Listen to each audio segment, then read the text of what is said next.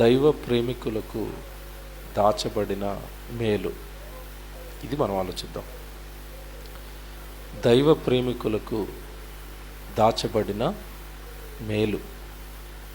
దేవుని పిల్లలారా, సహజంగా మనిషి దేవుణ్ణి ప్రేమించాడు. మనందరికీ తెలుసు. దేవుడు మనల్ని ప్రేమించాడు అనడానికి రుజువులేంటి, ఆధారాలు ఏంటి? ఈరోజు మనం అనుభవిస్తున్న ఈ జీవితం ఎవరిది? దేవుడిదే.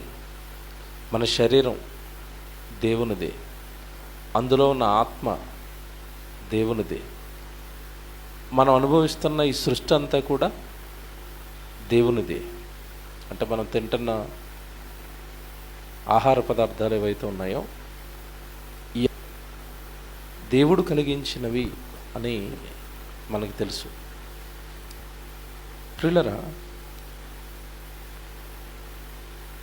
కొద్దిసేపు జాగ్రత్తగా వినండి. అందులో యవ్వన బిడ్డలు ఉన్నారు, యవనస్తులు, మీరు చాలా జాగ్రత్తగా వినాలి. మనిషి దేవుడు కోరుకున్న కారణజన్ముడు. మనం పుట్టాలి, మనకి జీవితం ఇవ్వాలి అని దేవుడు జగత్తు పునాది వేయబడక ముందు కోరుకున్నాడు. మనం ఏదో సడన్గా ఇప్పుడు అమ్మ నాన్నలకి వివాహం అయితే వాళ్ళ దాంపత్య జీవితంలోంచి అలా వచ్చేసిన వాళ్ళం కాదు. మనం అలా వచ్చేయాలనుకుంటే చాలామంది వచ్చేసేవారు. అలా కాకుండా దేవుడు నీ మీద ప్రణాళిక, నా మీద ప్రణాళిక ఎప్పుడు కలుగున్నాడు అంటే జగత్తుకు ముందు నుంచి నీ రాక కోసం దేవుడు ఎదురు చూశాడు. జగత్తు పునాది వేయబడక మునుపు మనం కావాలని కోరుకుని మరొకరకు అందమైన జగత్తును కట్టాడు. అందుకే మీరు ఆదికాండంలో మీరు చాలాసార్లు చదువుకుంటారు. పని చేసి చేసి చేసి అలసిపోయి దేవుడు దేంట్లోకి వెళ్ళిపోయాడు? విశ్రాంతిలోకి వెళ్ళిపోయాడు. అమ్మ, మీరు ఒక మాట ఆలోచించండి. దేవుడే అలసిపోయి విశ్రాంతి తీసుకున్నాడు అంటే ఎంత పని చేసి ఉంటాడు? మీరు ఆలోచించండి, ఎంత పని చేసి ఉంటాడు. సహజంగా మనకి అలసట ఎప్పుడు వస్తుంది అంటే, ఎప్పుడు అలసిపోతాం చెప్పండి? మనం ఆడపిల్లలకి అర్థమయ్యేటట్టుగా చెప్పనా? మీ ఇంట్లో మీ భర్తకి, మీకు, మీ ఇద్దరు పిల్లలకి వంట చేసుకున్నప్పుడు ఎప్పుడు అలసిపోతారా? అలసిపోరు. మీ ఇంట్లోకి ఒక 10 మంది చుట్టాలు వస్తే అప్పుడు అలసిపోతారు. అర్థమైందా అలసట అంటే అర్థం? మనం చేయాల్సిన పని కంటే ఎక్స్ట్రా పని మన మీద అడిపోయినప్పుడు మనకేమొస్తుంది? అలసట. ఇంట్లో మీ పిల్లల బట్టలు, మీ బట్టలు ఉతుక్కోవడానికి మీకు అలసట రాదు. 10 మంది బట్టలు పట్టుకొచ్చి రోజు వేస్తున్నారు అనుకోండి, ఉతకండి అని, అప్పుడు ఏమొస్తుంది? అలసిపోవటం అంటే అది అర్థం. మరి తండ్రి అలసిపోయాడు అంటే, దేవుడు అలసిపోయాడు అంటే ఎంత కష్టపడ్డాడు అంటే, మీకు శాంపుల్కి అర్థం కావడం చెప్తాను. దేవుడు ఏం ఆలోచించాడంటే, నా పిల్లలు రోజు అన్నం తినాలి అనుకున్నాడు. అన్నం తినాలంటే ఏం చేయాలి? ఇప్పుడు ఏం చేయాలి? మనం అన్నం తినాలంటే దేవుడు ఏం చేశాడు? ముందు బియ్యం చేశాడు కదా, వరి చేసినప్పుడు దేవుడు ఎలా ఆలోచించాడంటే, వరి చేసేటప్పుడు మీకు తెలుసో లేదో వరిలో రకాలు ఉంటాయి. సన్న బియ్యం, లావు బియ్యం, బాస్మతి బియ్యం, తెలుసా? లావు బియ్యం ఒకటే చేసాడు అనుకోండి, రేషన్ షాప్లో ఇస్తారు కదా బియ్యం, అది ఒకటే చేసాడు అనుకోండి, తింటాము మనం అందరం అన్నం. రేషన్ షాపులో బియ్యం ఇప్పటికీ నేను తింటానన్న వాళ్ళు చేయొద్దండి. నాకు తెలిసి మీరు అందరూ ఎప్పుడు మానేశారు. ఏ బియ్యం తింటున్నాం ఇప్పుడు మనం? సన్న బియ్యం. దేవుడు లావు బియ్యం ఒకటే చేసి వదిలేస్తే ఆ లావు బియ్యం తినలేక ఆకలితో ఉండిపోయేవాళ్ళం. దేవుడు ఎంత ఆలోచించాడంటే, లావు బియ్యం కొడుకు తిండేమో, కూతురు తిందేమో, నాయన ఇంకొక రకం చేద్దాం రా, అలాగే ఇంకొకటి చేద్దామని ఎన్ని చేశాడు తెలుసా దేవుడు? 6,000 రకాల బియ్యాలు చేశాడు. అలసిపోవటం అంటే ఎందుకు అలసిపోయాడు చెప్తున్నాను. ఎన్ని రకాల బియ్యాలు ఉన్నాయి తెలుసా ఇప్పుడు భూమి మీద? 6,000 రకాల బియ్యాలు ఉన్నాయి. గూగుల్లో కొట్టండి, ఆ పేర్లు చదవడానికే మనకు గంట పట్టుద్ది. Black rice, brown rice, basmati rice, ఏమంటే ఇలాగ చదువుకుంటూ వెళ్ళిపోతే 6,000 ఉన్నాయి.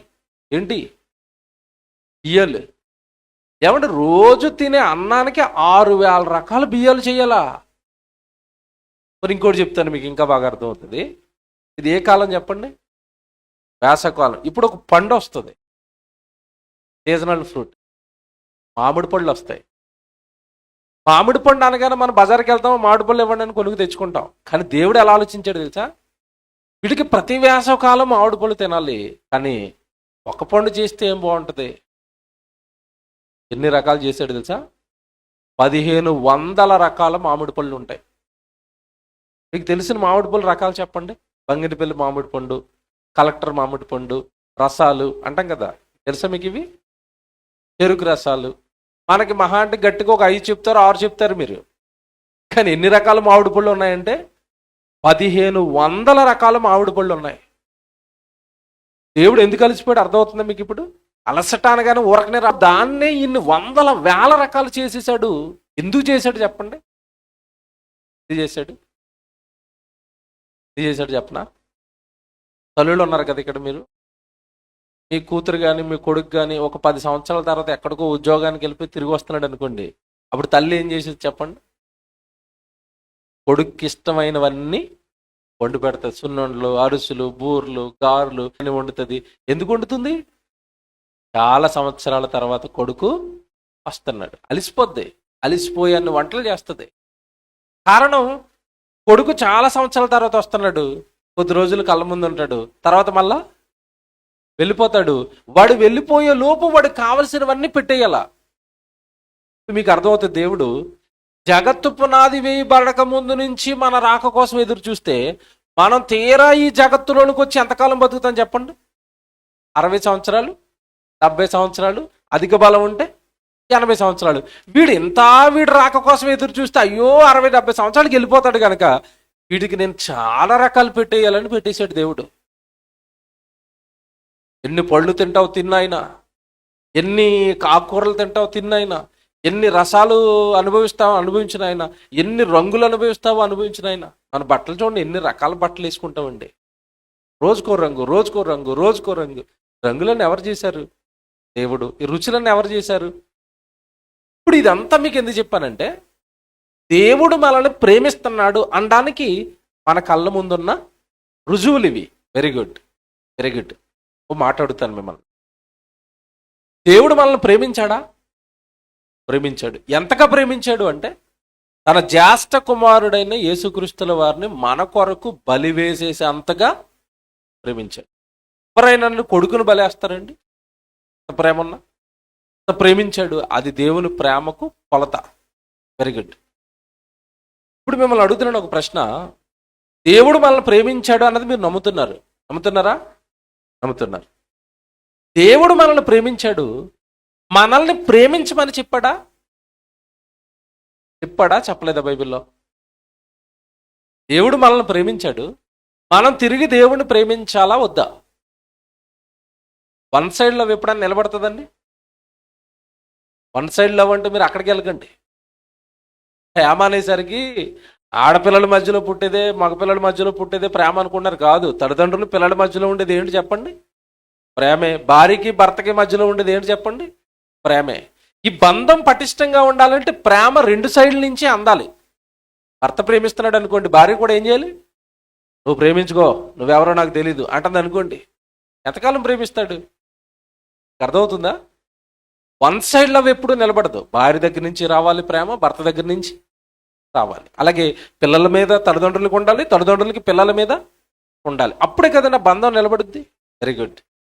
దేవుడు నిన్ను ప్రేమించాడు, చాలా ప్రేమించాడు. నేను అందులోకి వెళ్తే టైం అయిపోద్ది కనుక వెళ్ళను. ఇప్పుడు నేను మన ప్రేమ గురించి చెప్పాలి, దైవ ప్రేమికుల గురించి చెప్పాలి. నేను ఆయన మనుషులను బాగా ప్రేమించి బైబిల్లో మాట రాశాడు. కొడుకా, నేను నిన్ను చాలా ప్రేమించాను కదా, కూతురాన్ని నేను చాలా ప్రేమించాను కదా, నేను అలిసిపోయేంతగా కష్టపడి ఈ సృష్టిని కట్టి నీ కోసం ప్రేమించాను కదా. అసలు దేవుడు ఎంత కష్టపడుతున్నాడు అంటేనండి, యేసుప్రభు మాట చెప్పాడండి. యోహాను సువార్త తీయండి. యోహాను సువార్తలో ఒక మంచి మాట మీకు చూపిస్తాను. దేవుడు తండ్రి ఈ సృష్టి పుట్టింది మొదలుకొని ఎంత కష్టపడుతున్నాడో ఒక మాట రాశారు ఆయన. 5వ అధ్యాయం యోహాను సువార్త 17వ వచనం. మీరు అందరూ ఏమనుకున్నారంటే, సృష్టి ఆరంభంలో కష్టపడి పనిచేసి దేవుడు రెస్ట్లోకి వెళ్ళిపోయాడేమో అనుకుంటున్నారేమో. కొద్దిసేపేనండి రెస్ట్. తర్వాత తిరిగి మరలా పనిలోకి వచ్చేసాడు. 17 వచనం, యోహాను సువార్త 5:17 వచనం. అయితే యేసు, నా తండ్రి ఇది వరకు పని చేయుచున్నాడు, నేనును చేయుచున్నానని వారికి ఉత్తరం ఇచ్చాను. నా తండ్రి పని చేస్తున్నాడు, నేను పని చేస్తున్నాను. ఇంతకీ తండ్రి, కొడుకు, ప్రభువు యేసుక్రీస్తు వారు వీళ్ళందరూ ఎవరి కోసం పని చేస్తున్నారు? వాళ్ళ కోసమా, మన కోసమా? మీరు ఆలోచించాలమ్మా. ఎవరి కోసం పని చేస్తున్నారు తండ్రి? మన కోసం అండి. అది మీరు ఒకటి అనుకోవచ్చు, మన కోసం దేవుడు ఏం పని చేస్తున్నాడండి? ఏం చేస్తున్నాడు పని? వేసవకాలం అయిపోయిన వెంటనే ఏ కాలం రావాలి? వేసవ కాలం తర్వాత వచ్చే కాలం ఏంటో చెప్పాలమ్మా మీరు. ఏ కాలం? వర్షాకాలం. వర్షాకాలంలో మీ ఇంటి ముందు, మీ పొలంలోనూ ఏం పడతాయి? నీళ్లు పడతాయి కదా.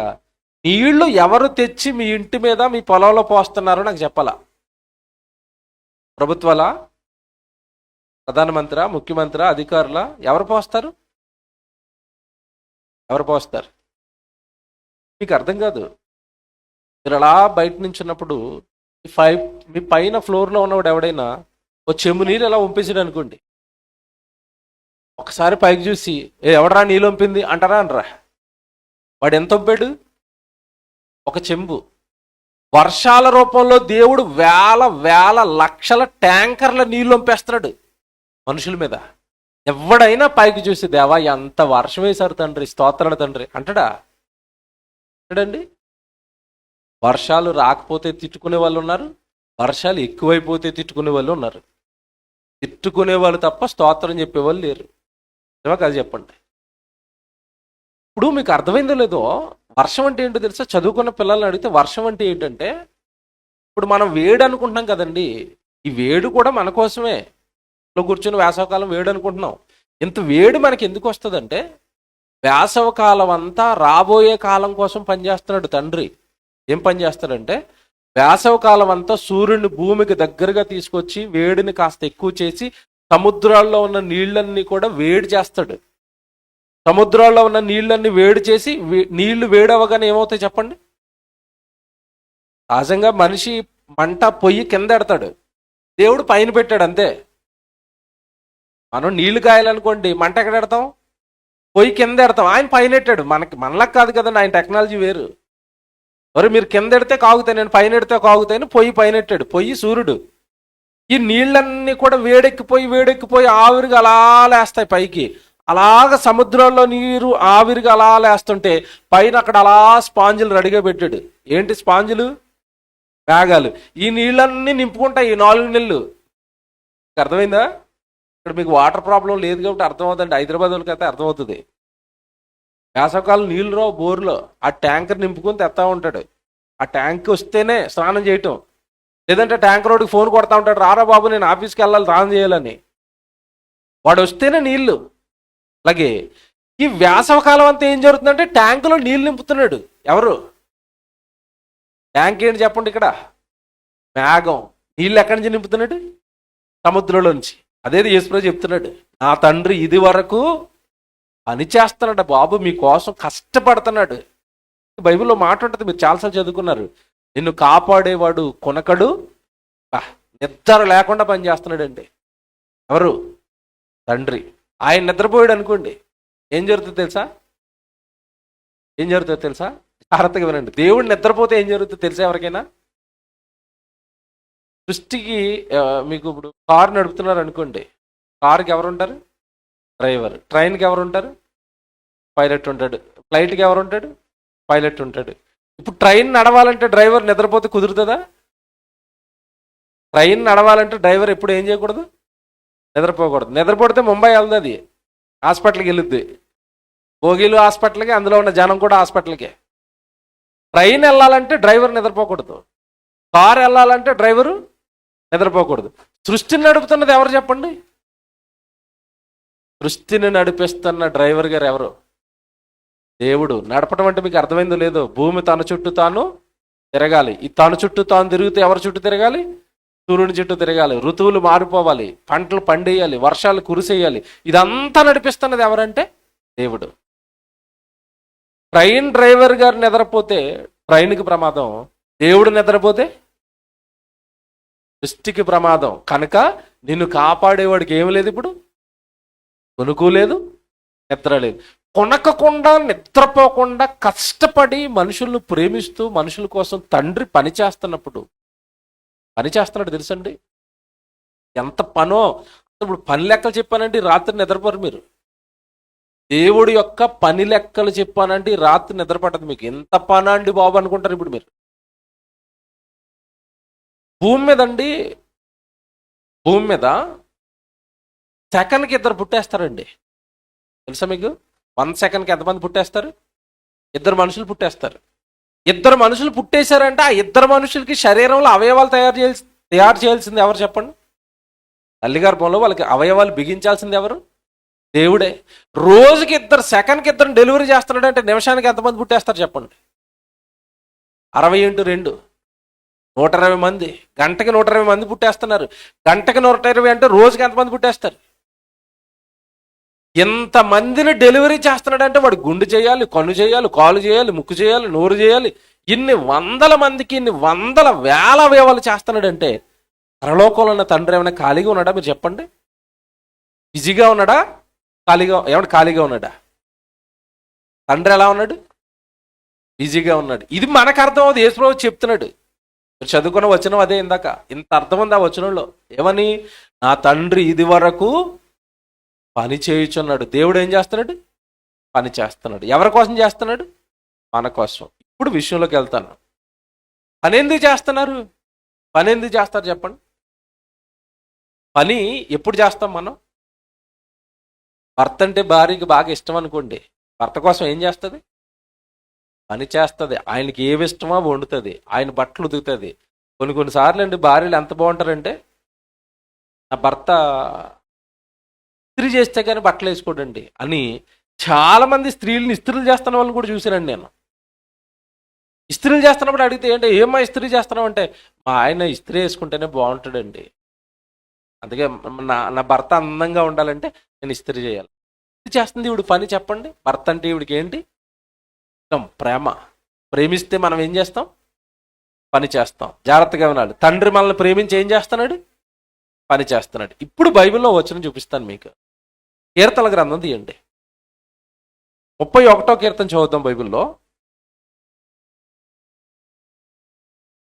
31వ కీర్తన 23వ వచనం చదువుదామా? కీర్తన 31వ కీర్తన 23. యెహోవా భక్తులారా, మీరు అందరూ ఆయనను ఏం చేయాలి? అమ్మ అందరి బైబిల్లో ఉందా? భక్తులందరూ తిరిగి దేవుడిని ఏం చేయాలట? ప్రేమించాలి. తర్వాత మాట అంటే ఏ విశ్వాసులను కాపాడుతాడు అంటే ప్రేమించే విశ్వాసులను కాపాడుతాడు. యెహోవా భక్తులారా, మీరందరూ ఆయనను ఏం చేయాలి? ప్రేమించాలి. ఇప్పుడు నేను మాట్లాడుతున్నాను, ప్రేమించటం అంటే అర్థం ఏంటి? బాగా ఆలోచించండి అమ్మా. దేవుణ్ణి ప్రేమించండి అంటే అర్థం ఏంటి? పోనీ పేతురు గారిని యేసు ప్రభు నన్ను ప్రేమిస్తున్నావా అని అడుగుతాడు. ఆ సందర్భం తెలుసా మీకు? తెలుసా? యోహాను సువార్తలో పేతురు, నీవు నన్ను ప్రేమించుచున్నావా అని అడిగాడు. అప్పుడు పేతురు ఏమన్నాడు? ప్రభువా, నేను నిన్ను ప్రేమించుచున్నానా, ఆ విషయం నీకే తెలుసు అన్నాడు. అయితే నన్ను ప్రేమిస్తే నువ్వేం చేయాలన్నాడు? నా గొర్రెలను మేపుము అన్నాడు. యోహాను సువార్త 21:15 అది చదువుతారా ఒకసారి? యోహాను సువార్త 21వ అధ్యాయం. అంటే మనకి ప్రతిదీ బైబిల్లో చూసుకుంటే ఆ దేవుడు ఉద్దేశాలు ఇలాగ ఉన్నాయా అని మీకు స్పష్టంగా దేవుడు అర్థమవుతాడమ్మా. యోహాను సువార్త 21వ అధ్యాయం 15వ వచనం. వారు భోజనం చేసిన తర్వాత యేసు సీమోను పేతురును చూచి, యోహాను కుమారుడవైన సీమోను, వీరికంటే నీవు నన్ను ఎక్కువగా ప్రేమించుచున్నావా అని అడుగగా, అతడు, అవును ప్రభువా, నేను నిన్ను ప్రేమించుచున్నానని ఆయనతో చెప్పాను.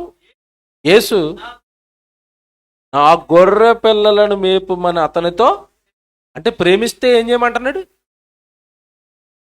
అర్థమైందా లేదా? నువ్వు దేవుణ్ణి ప్రేమిస్తున్నాను అని కమిట్ అయిపోయావు అనుకో, నేను యెహోవా భక్తుడిని, నేను దేవుణ్ణి తిరిగి ప్రేమించాలనుకుంటున్నాను అన్నావు అనుకో, అప్పుడు ఆయన నీకు చెప్పే పని ఒకటే, నన్ను ప్రేమిస్తున్నావా? అయితే నా గొర్రె పిల్లలు నువ్వేం చేయాలి? మేపాలి. గొర్రె పిల్లలు మేపటం అంటే, గొర్రె పిల్లలు అంటే ఎవరు చెప్పండి అక్కడ? మనుషులు. మేపటం అంటే ఆహారం పెట్టండి, ఆహారం పెట్టండి, నా పిల్లలకి ఆహారం పెట్టండి అని అడుగుతున్నాడండి నోరు తెరిచేది. ఆహారం అంటే శరీరానికి ఆహారం తిండి, ఆత్మకు ఆహారం వాక్యం. వాక్యాన్ని పెట్టండి, ఆ వాక్యాన్ని పట్టుకెళ్ళండి. జరుగుతున్న ఈ 2 రోజుల సభలు ఏంటి చెప్పండి? ఈ సంఘంగా మీరు అందరు కలిసి చక్కగా సభలు చేస్తున్నారు కదా, ఏంటి ఆ సభలు? గ్రామం మొత్తానికి 2 రోజులు కష్టపడి ఏం పెడుతున్నావు? ఆహారం పెడుతున్నావు. దేవుడు నన్ను ప్రేమిస్తే మీరు నా గొర్రె పిల్లలను మేపండి అంటే వాళ్ళకి ఆహారం అందించండి, వాక్యం అందించండి అని అర్థం. అంటే దేవుడు మన కొరకునండి, జాగ్రత్తగా వినాలి, దేవుడు మన కొరకండి ఈ సృష్టిని చేశాడు, పరిశుద్ధాత్మ దేవుడిని ఇచ్చాడు, యేసుక్రీస్తుల వారిని ఇచ్చాడు, ఏమంటే ప్రవక్తలను ఇచ్చాడు, భక్తుల్ని ఇచ్చాడు, నిరంతరము సేవకులను నిలబెట్టి చక్కగా వాక్యాలు చెబుతున్నాడు.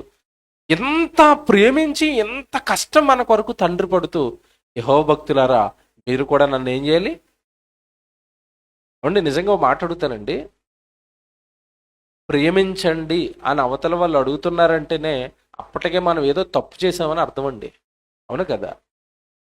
భర్త నోరు తెరిచి నన్ను ప్రేమించమ్మా అంటున్నాడు అనుకోండి, భార్య ఏం చేయట్లేదు చెప్పండి? నోరు తెరిచి అడిగాడంటే భార్య ఏం చేయట్లేదు? ప్రేమించట్లేదు. యెహోవా భక్తులారా నన్ను ప్రేమించండి అని దేవుడు అడుగుతున్నాడంటే మనుషులు ఇప్పుడు దేవుడిని ఏం చేయట్లేదు? ప్రేమించరు. ఏమంటే నిజాలు మాట్లాడుకుందామే. వీళ్ళే అంతమంది దేవుడిని ప్రేమిస్తున్నారు, చేయొద్దండి, ఆలోచించుకొని చేయొద్దండి. ఎవరు చేయొత్తరు?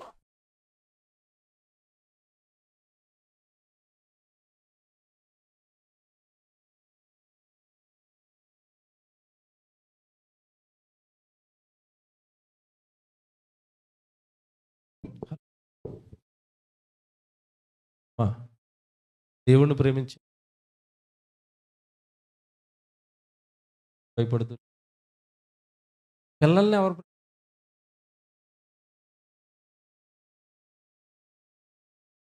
అందరూ భార్యలను ఏం చేస్తారు? పిల్లల్ని ఏం చేస్తారు? తల్లిని ఏం ప్రేమిస్తారు? తండ్రిని ఏం చేస్తారు? డబ్బును ఏం చేస్తారు? అందరికంటే అవునా? అంతే కదండి. బంధాలు ఎలా మారిపోయి డబ్బు తర్వాతే. ఇప్పుడు బంధాలకు విలువ, డబ్బుకు విలువ అని మధ్య స్తంభం అనే తల్లి చిన్న కొడుకు చివరోడు ముందున్న ప్రేరేపించి ఇద్దరు కొడుకు వాడిని దగ్గర 3 బస్తాల్లో కూరేసి చెరువు దగ్గర పడే తల్లి ఆస్తి అడిగాడని. వాడెందుకు ఆస్తి అడిగాడు? పెళ్ళి అయిపోయింది, వాడికి పెళ్ళి, వాళ్ళ భార్య వచ్చింది సపరేట్గా. తల్లి అలాగా ఆలోచించింది, కొడుకును మాయ చేసి ఆస్తి భార్య కాజేస్తుంది. ఎవరికి ఆ కోడల్ని ఏం చేయలేకంటే కొడుకుని నరికేసిందండి. ఇప్పుడు మీకు అర్థమవుతుందా? ఇప్పుడు బంధాలకు విలువ ఉందా, డబ్బుకి విలువ ఉందా? మీరు చెప్పండి. డబ్బుకే. మూర్ఖ ప్రపంచంలోకి వచ్చామండి. మీరు జాగ్రత్త సుమా, మీ పిల్లలు జాగ్రత్త, మీ బంధాలు జాగ్రత్త. ఆస్తుల కోసం గొడవలు ఆడుకోకండి. ఎందుకంటే ఇప్పుడు పరిస్థితులు ఎలా ఉన్నాయంటే ఆస్తుల కోసం ప్రాణాలు కూడా తీసేస్తున్నారు. ఇక వాళ్ళకి ఆస్తే ముఖ్యం, ప్రాణం ముఖ్యం కాదు. కనుక ఈరోజు మనిషి డబ్బును ప్రేమిస్తాడు, మనిషిని ప్రేమిస్తాడు, అందరినీ ప్రేమిస్తాడు. కానీ దేవుణ్ణి ప్రేమిస్తారా? యెహోవా భక్తులారా మీరు నన్ను ఏం చేయాలి? ప్రేమించండి అన్నాడు. ప్రేమించటం అంటే ఏంటి? ఆయన మనల్ని ప్రేమించి పని చేస్తున్నాడు. మనం ఆయన్ని ప్రేమిస్తే మనం కూడా ఆయన కోసం ఏం చేయాలి? పని చేయాలి. పనే ప్రేమ. తీతుకు రాసిన పత్రిక తీయండి. ఎంత బాగా చెప్పాడు దేవుడు. అసలు విషయంలోకి ఎందుకు తెచ్చాడు? మన సంఘంలోకి ఎందుకు చేర్చాడు? ఎంత బాగా రాశాడు చూడండి. తీతుకు రాసిన పత్రిక 1వ అధ్యాయం 16వ వచనం చదువుదాం చూడండి బైబిల్లో. తీతుకు రాసిన పత్రిక 1వ అధ్యాయం 16వ వచనం. దేవుణ్ణి ఎరుగుదమని వారు చెప్పుకొందురు అంటే ఎవరు చెప్పుకుంటున్నారు? వారు చెప్పుకుందరు అంటే ఎవరు చెప్పుకుంటున్నారు? ఇదే బాగుంది కదా నన్ను సౌండ్ ఉంచండి, బాగుంది. బాగా వినండి. తీతుకు రాసిన పత్రిక 1వ అధ్యాయం 16వ వచనం. దేవుణ్ణి ఎరుగుదుమని వారు చెప్పుకొందురు కానీ అసహ్యులు అన్నాడు. చూడండి, దేవుణ్ణి ఎరుగుదాం అని చెప్పుకునే వాళ్ళందరూ నాకు ఎవరు అంటున్నాడు? అదేంటండి అది? అసలు మీకు ఏమనిపిస్తుంది చెప్పండి? ఎవరిని అసహ్యులు అనాలి? దేవుడు ఎవరో నాకు తెలియదు, దేవుడు నేను నమ్మననేవాడిని అసహ్యుడు అనాలి. కానీ ఇక్కడ రివర్స్లో చూడండి వచనం. వారిని అడిగితే నీకు దేవుడు తెలుసా అంటే ఏమంటున్నారట? మాకు తెలుసు. బాప్తీసం తీసుకున్నామంటే ఏమంటున్నారట? తెలుసు. గుడికి వెళ్తున్నాం అంటే ఏమంటున్నారట? వెళుతున్నాం అంటున్నారట. కానీ మీరే నాకు అసహ్యులు అంటున్నాడు. ఇదేంటిది? అలాగే ఉందా? నేను ఏమన్నా కొత్తగా చెప్తున్నానా? చదువుతారా మళ్ళా?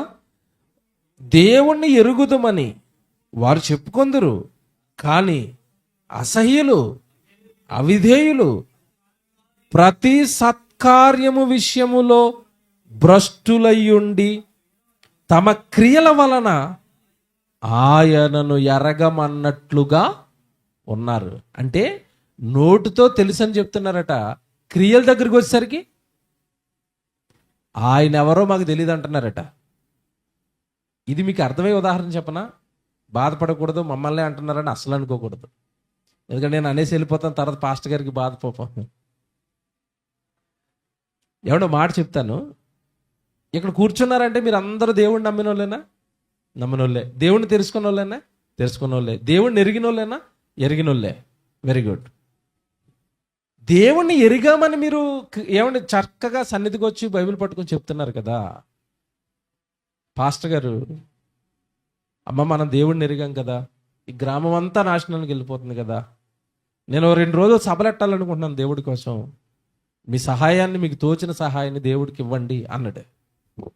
ఎంతమంది ముందుకు వస్తారు చెప్పండి? చాలామంది సేవకులు పడే బాధ ఇదే. ఆయన చేసుకుంటాడు సువార్త, మాకెందుకు, మేము వాక్యం విని వెళ్ళిపోతాం. ఆ కార్యం ఆయన ఇంట్లో పెళ్లి కాదు కదా, ఆయన ఎవరి కోసం చేస్తున్నారు? దేవుడి కోసం. దేవుడి కోసం కార్యం జరుగుతున్నప్పుడు మనసులోంచి ఏం రావాలి? అమ్మో, నన్ను రక్షించిన తండ్రి, నా కొరకు సృష్టిని చేసిన తండ్రి, నా కొరకు కొనకకుండా నిద్రపోకుండా కాపాడుతున్న తండ్రి, నన్ను పనిచేస్తున్న తండ్రి, నాకు ఇంతటి రక్షణ భాగ్యాన్ని ఇచ్చిన తండ్రి మాటలు అక్కడ వినబడుతున్నాయటని వెంటనే చేయలే. పైగారు నాదొక 5,000 రాసుకోండి అనాలి. అంటే అక్కడ జరుగుతున్న కార్యం దేవుడిదని గుర్తించి ఆ కార్యంలో నేను కూడా ఉంటాను, ఉండాలి అని అనుకున్నవాడే దేవుణ్ణి ఎరిగినవాడు. నోటి మాటతో దేవుడు నాకు తెలుసు అని చెప్తే ఊరుకోడాడు దేవుడు. తెలుసా? నీ క్రియలతో చెప్పాలి దేవుడు నాకు తెలుసు అని. అబ్రహాము నేను విశ్వాసిని అని మాటలతో చెప్పాడా, క్రియలతో చెప్పాడా? అబ్రహాము విశ్వాసులకు తండ్రి ఎలా అయ్యాడు? మాటలతోనా, క్రియలతోనా? క్రియలు. ఏంటి క్రియలు? వృద్ధాప్యంలో 90-100 సంవత్సరాల తర్వాత పుట్టిన ఒక్కగానొక కొడుకుని బలిస్తావా అంటే ఏమన్నాడు? ఏమండి, ఈరోజు మన ఒక్కొక్కరి ఇంట్లోనే 2-3 పిల్లలు ఉంటారు. ఒకరిని సేవకి ఇస్తామా? ఇవ్వం. కానీ ఆయన 100 సంవత్సరాల తర్వాత లేక ఒక కొడుకు పుడితే ఆ కొడుకు నాకు ఇచ్చేయంటే మీరు ఏది చెప్తే అదే చేస్తాను తండ్రి అన్నాడు. క్రియ. ఏమంటే నిజంగా ఆ రోజు దేవుడు చెయ్యెత్తి ఆపకపోతే అబ్రహాం ఇస్సాకుని ఏం చేసేవాడు? నరికేసేవాడు. అంతే. కత్తి ఎత్తాడు నరికేయడానికి, దేవుడు ఆపమన్నాడు కనుక ఆపాడు. అంటే నరకడానికి సహితము సిద్ధపడి క్రియలతో నేను దేవుణ్ణి నమ్మాను అని నిరూపించుకున్నాడు. యాకోబు పత్రికలో ఉంటుంది, మీకు తెలుసు అనుకుంటున్నాను. క్రియలు లేని విశ్వాసము మృతం, అదేమీ పరలోకానికి నేను తీసుకెళ్దు. అదే ఇక్కడ చెప్తున్నాడు తీతు గారికి. వారు దేవుణ్ణి ఎరుగుదమని వారు చెప్పుకొందురు కానీ వారు అసహ్యులను, అవిధేయులను, ప్రతి సత్కార్యం విషయములో భ్రష్టులనై ఉండి తమ క్రియల వలన ఆయనను ఎరగమన్నట్లుగా ఉండిపోయారు. నేను నిజంగా నా మైండ్లోంచి ఆ వచనం పోదండి ఎప్పుడు. నేను భయపడిపోయిన వచనం అదే. నిజంగా చెప్తున్నాను, నేను భయపడిపోయిన వచనం అదే. అంటే ఇప్పుడు నేను ప్రభులోనికి వచ్చిన తర్వాత, బాప్తీసం తీసుకున్న తర్వాత నేను ఏ క్రియలు దేవుడికి చేయకపోతే నువ్వు అవిధేయుడు రా, నువ్వు అసహ్యుడు రా అంటాడా? అమ్మ బాబే, నేను ఏదోటి చెయ్యాలి, నేను దేవుడి కోసం ఏదోటి చెయ్యాలి. నిజంగా చెప్తున్నాడండి, హైదరాబాద్లో ఒక మంచి ఉద్యోగం చేసేవాడిని నేను. ఈ వచ్చినానికి భయపడి ఉద్యోగం వదిలేశాను. వద్దు బాబు, ఉద్యోగాలు వద్దు, డబ్బు వద్దు, సంపాదన వద్దు, తండ్రి కోసం బ్రతకాలి. లేదంటే నన్ను నమ్మిన తర్వాత ఆయన కోసం నేను ఏం చేయకపోతే నన్ను ఏమంటాడు? నువ్వు అసహ్యుడురా, నువ్వు అవిధేయుడురా, నాకు ఏం చేసావురా అంటాడు. నా కోసం ఆయన అంత కష్టపడుతున్నప్పుడు కనీసం నా జీవితాన్ని ఆయనకి పనంగా పెట్టాలని నిజంగా చెప్తాడు. జీవితాన్ని పనంగా పెట్టేశానండి. ఉద్యోగం వద్దు తండ్రి, మీరు ఎక్కడికి వెళ్ళమంటే అక్కడికి వెళ్తాను, బాగా బైబిల్ నేర్చుకుంటాను, రాత్రింపగళ్ళు బైబిల్ చదువుతాను, మీరు ఎక్కడ అవకాశం ఇస్తే అక్కడ మీకోసం చెప్పుకుంటూ వెళ్తాను, మీ పిల్లల్ని మీ వైపు మళ్ళిస్తాను అని ఆ వచనానికి భయపడి నా జీవితాన్ని మార్చుకున్నాను నేను. ఎంతమంది భయపడతారండి? దేవుడికి ఏ కార్యమో నేను చేయకపోతే అవిధేయులు అంటాడా, అసహ్యం అంటాడా? దేవుడి దగ్గరకు వచ్చి కూడా అసహ్యం అనిపించుకోవడం. ఎందుకు అసహ్యం అంటాడంటే ఆయన మాట్లాడుతున్న మాటలో న్యాయం ఉందండి. ఏం న్యాయం ఉందంటే, నిన్ను గుడికి ఈజీగా తీసుకొచ్చేసాడా ఇక్కడికి? నిన్ను ఇక్కడికి తీసుకురావడానికి ఆయన ఎన్ని కష్టాలు పడ్డాడు తెలుసా? ఎంతమంది ప్రవక్తలు చచ్చిపోయారండి బైబిల్ రాయించడానికి. అపోస్తులు వాళ్ళ జీవితాలు పనంగా పెట్టారండి. తొలి శతాబ్దంలో ఉన్న సంఘం స్థిరాస్తులు అమ్మేసి సువార్త ప్రకటించిందండి. ఆ రోజు వాళ్ళు అన్ని త్యాగాలు చేయటం వల్ల, ప్రాణాలు పోగొట్టుకోవడం వల్ల, రాళ్ళు దెబ్బలు తినటం వల్ల, జైలు పాలైపోవటం వల్ల, కుటుంబాలను కూల్చుకోవటం వల్ల ఈరోజు నీ దగ్గరికి సువార్త వస్తే, నువ్వు రక్షణలోకి వస్తే, వాళ్ళ ప్రాణ త్యాగాలతో నీ రక్షణ వస్తే, నువ్వు ఇంత కష్టాల మధ్యలో నుంచి రక్షించబడిన నువ్వు ఆయన కోసం ఏ చిన్న పని చేయనంటే అసహ్యం అంటాడా అంట? మీరు చెప్పండి, ఇప్పుడు న్యాయమా కదా? మీకు అర్థమైంది ఆయన ఎందుకు అసహ్యం అంటున్నాడు?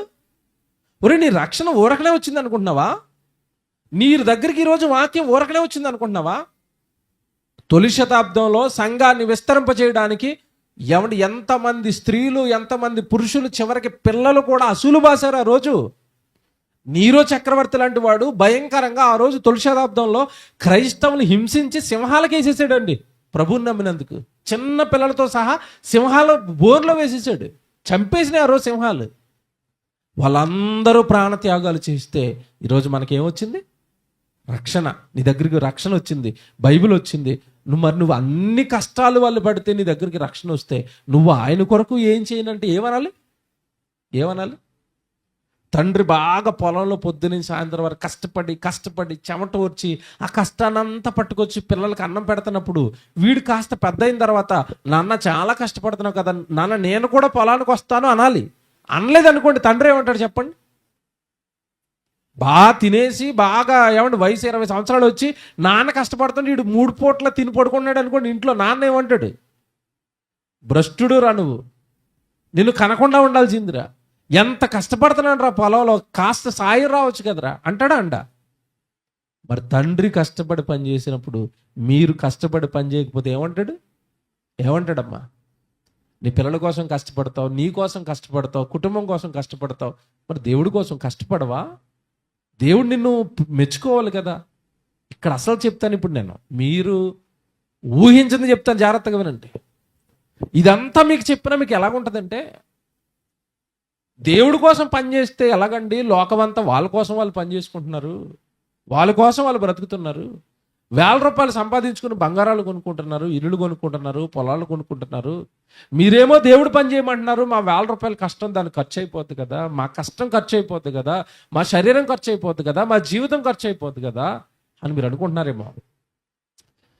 దేవుడి గురించి చెప్తాను ఈరోజు, మీరు ఆశ్చర్యపోతారు. దేవుడు ఎప్పుడు అన్యాయస్తుడు కాదు. మీరు కష్టపడి మీ కష్టార్జితాన్ని ఖర్చు పెడతానన్నా, మీ జీవితాన్ని ఇస్తానన్నా ఊరకనే తీసుకునేవాడు తండ్రి కాదు. చెప్తున్నాను, జాగ్రత్తగా వినండి. మీరు భూమి మీద ఏ చిన్న పని చేసినా తిరిగి దానికి మళ్ళీ ఏమి చేస్తానన్నాడు తెలుసా? ప్రతిఫలం ఇస్తాను అన్నాడా? నా నిమిత్తము గిన్నెడు చన్నీళ్ళు ఇస్తే మీరు దాని ప్రతిఫలము పోగొట్టుకోరు అంటే అర్థమేంటి చెప్పాలా?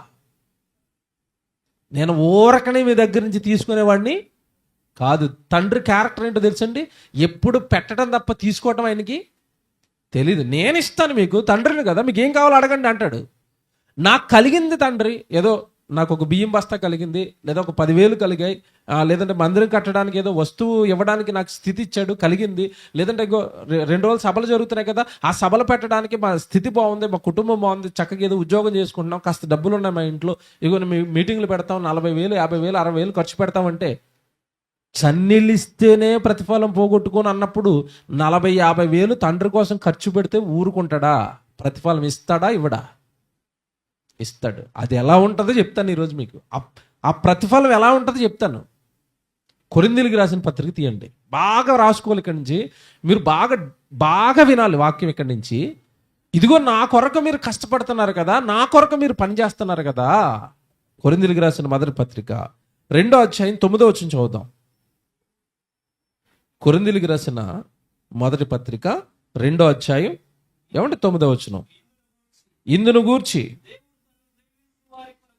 దేవుడు తన్ను ప్రేమించు వారి కొరకు ఆ 9వ వచనంలో అక్కడ వరకు ఆగండి.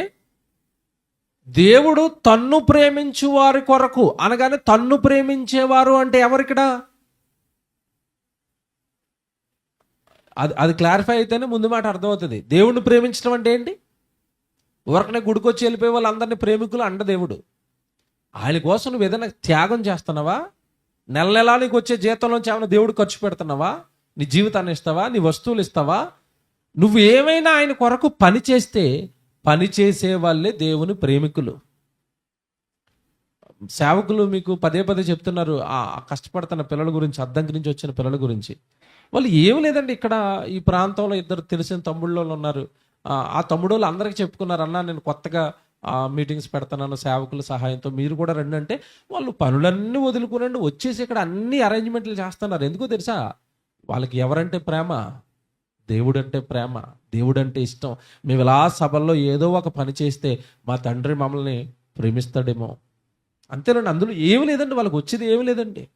వాళ్ళ డబ్బులు ఖర్చు అయిపోతాయి, వాళ్ళ ఆరోగ్యాలు ఖర్చు అయిపోతాయి. ఏమంటే వాళ్ళు ఈ రోజు పనికి వెళ్తే ఒక 1000 రూపాయలు వస్తాయి. ఆ 1000 రూపాయలు వాళ్ళు నష్టపోయారు. ఎవరి కోసం? తండ్రి కోసం. ఇప్పుడు చదవాలి. అలా ఎవరైతే దైవాన్ని ప్రేమిస్తున్నారో, టైటిల్ ఇప్పుడు వస్తుంది మీకు. టైటిల్ ఏమేసాను చెప్పండి? దైవ ప్రేమికులకు దాచబడిన మేలు. మేము ఇలా దైవాన్ని ప్రేమిస్తే, మా ఆరోగ్యాలు ఇస్తే, మా శరీరాలు ఇస్తే, మా ధనం ఇస్తే, మా వస్తువులు ఇస్తే, మా జీవితాన్ని పరంగా పెడితే మాకేం దొరుకుతుంది అంటే ఇక్కడ ఆన్సర్ ఇస్తున్నాడు దేవుడు. జాగ్రత్త చూద్దాం 9వ వచనం.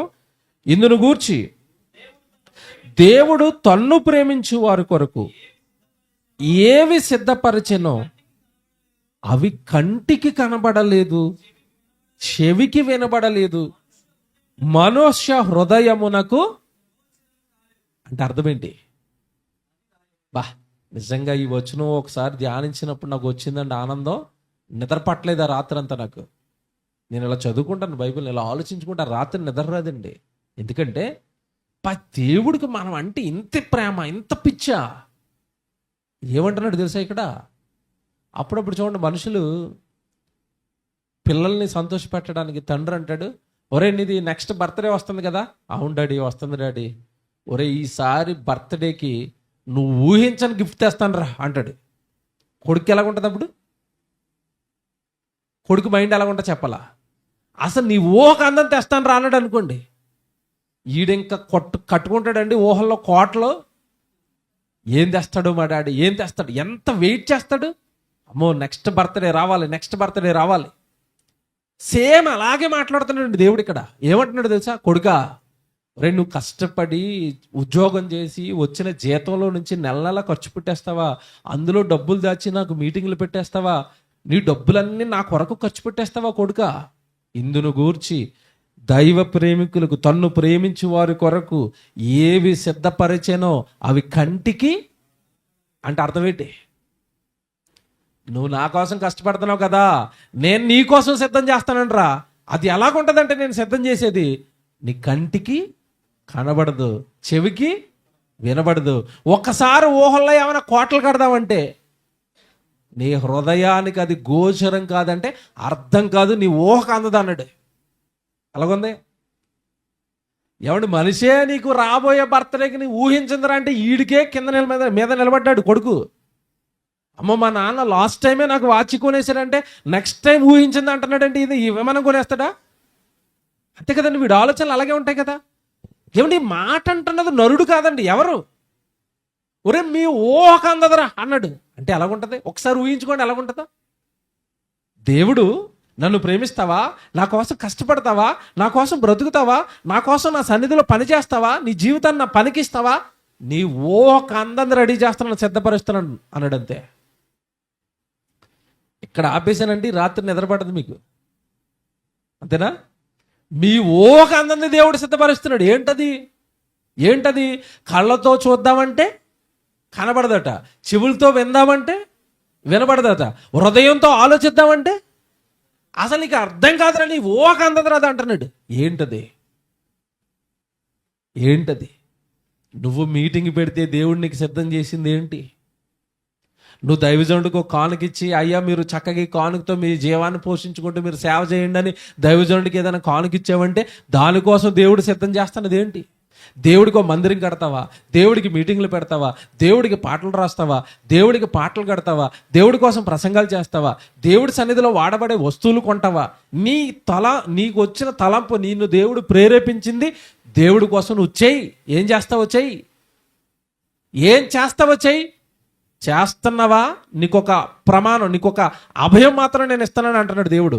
తన్ను ప్రేమించు వారి కొరకు ఏవి సిద్ధపరిచాడో అవి కంటికి మాత్రం కనబడం. ఏంటవి? మీకేమన్నా తెలుసా?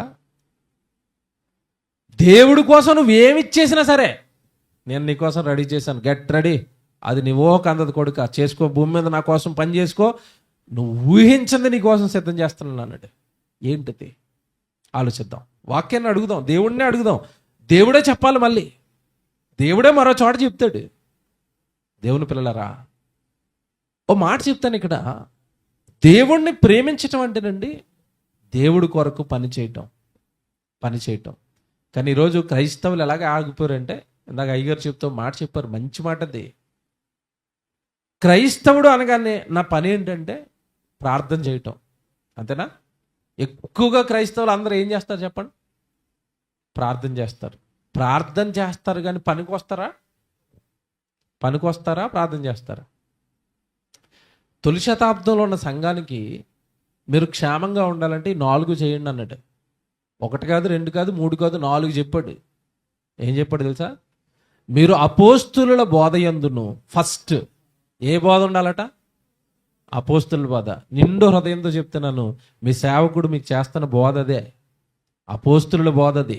పరలోక రాజ్యానికి సిద్ధపడదాం, ప్రజల్ని మారుద్దాం, సంఘాన్ని కడదాం. నిజంగా ఆయన 2 ప్రసంగాలు విన్నాను, 2 ప్రసంగాలు అవే అపోస్తుల బోధ అది. అపోస్తుల బోధలో మీరు చూడండి, మా యేసు దగ్గర రండి మీకు రోగాలు పోతాయి, మా యేసు దగ్గర రండి మీకు ఆస్తి ఇస్తాడు. ఎక్కడైనా అపోస్తుల బోధలో మీకు కనబడుద్దా? అపోస్తుల బోధ ఎక్కడి నుంచి ప్రారంభమవుతుంది మీకు? అపోస్తుల కార్యం దగ్గర నుంచి. ఎవరి బోధ అది? అపోస్తుల బోధ. తర్వాత రామపత్రిక వస్తుంది, పౌలు గారి బోధ. తర్వాత మీరు కొరింథీ పత్రిక వచ్చినా, గలతీ పత్రిక వచ్చినా, పౌలు గారు రాసిన 14 పత్రికలు అపోస్తుల బోధ. చివరిలో మళ్ళీ పేతురు గారి పత్రికలు, తిమోతి రాసిన పత్రికలు, తిమోతికి పౌలు గారు రాసిన పత్రికలు, చివరి యోధా గారు రాసిన పత్రిక, చివరిలో ఏమొచ్చేస్తుంది? ప్రకటన గ్రంథం. ఈ అపోస్తుల కార్యాల దగ్గర నుంచి ఇక ప్రకటన గ్రంథం వరకు ఉన్నది అపోస్తుల బోధ. అయితే అక్కడ ఎక్కడా కూడా శరీర సంబంధమైన ఆశలు ఏమైనా వాళ్ళు చూపించారా? వాళ్ళ బోధ అంతా ఒకటే, పాపాలు కడుక్కోండి, పని చేయండి, పరలోకానికి మీరు సిద్ధపడండి.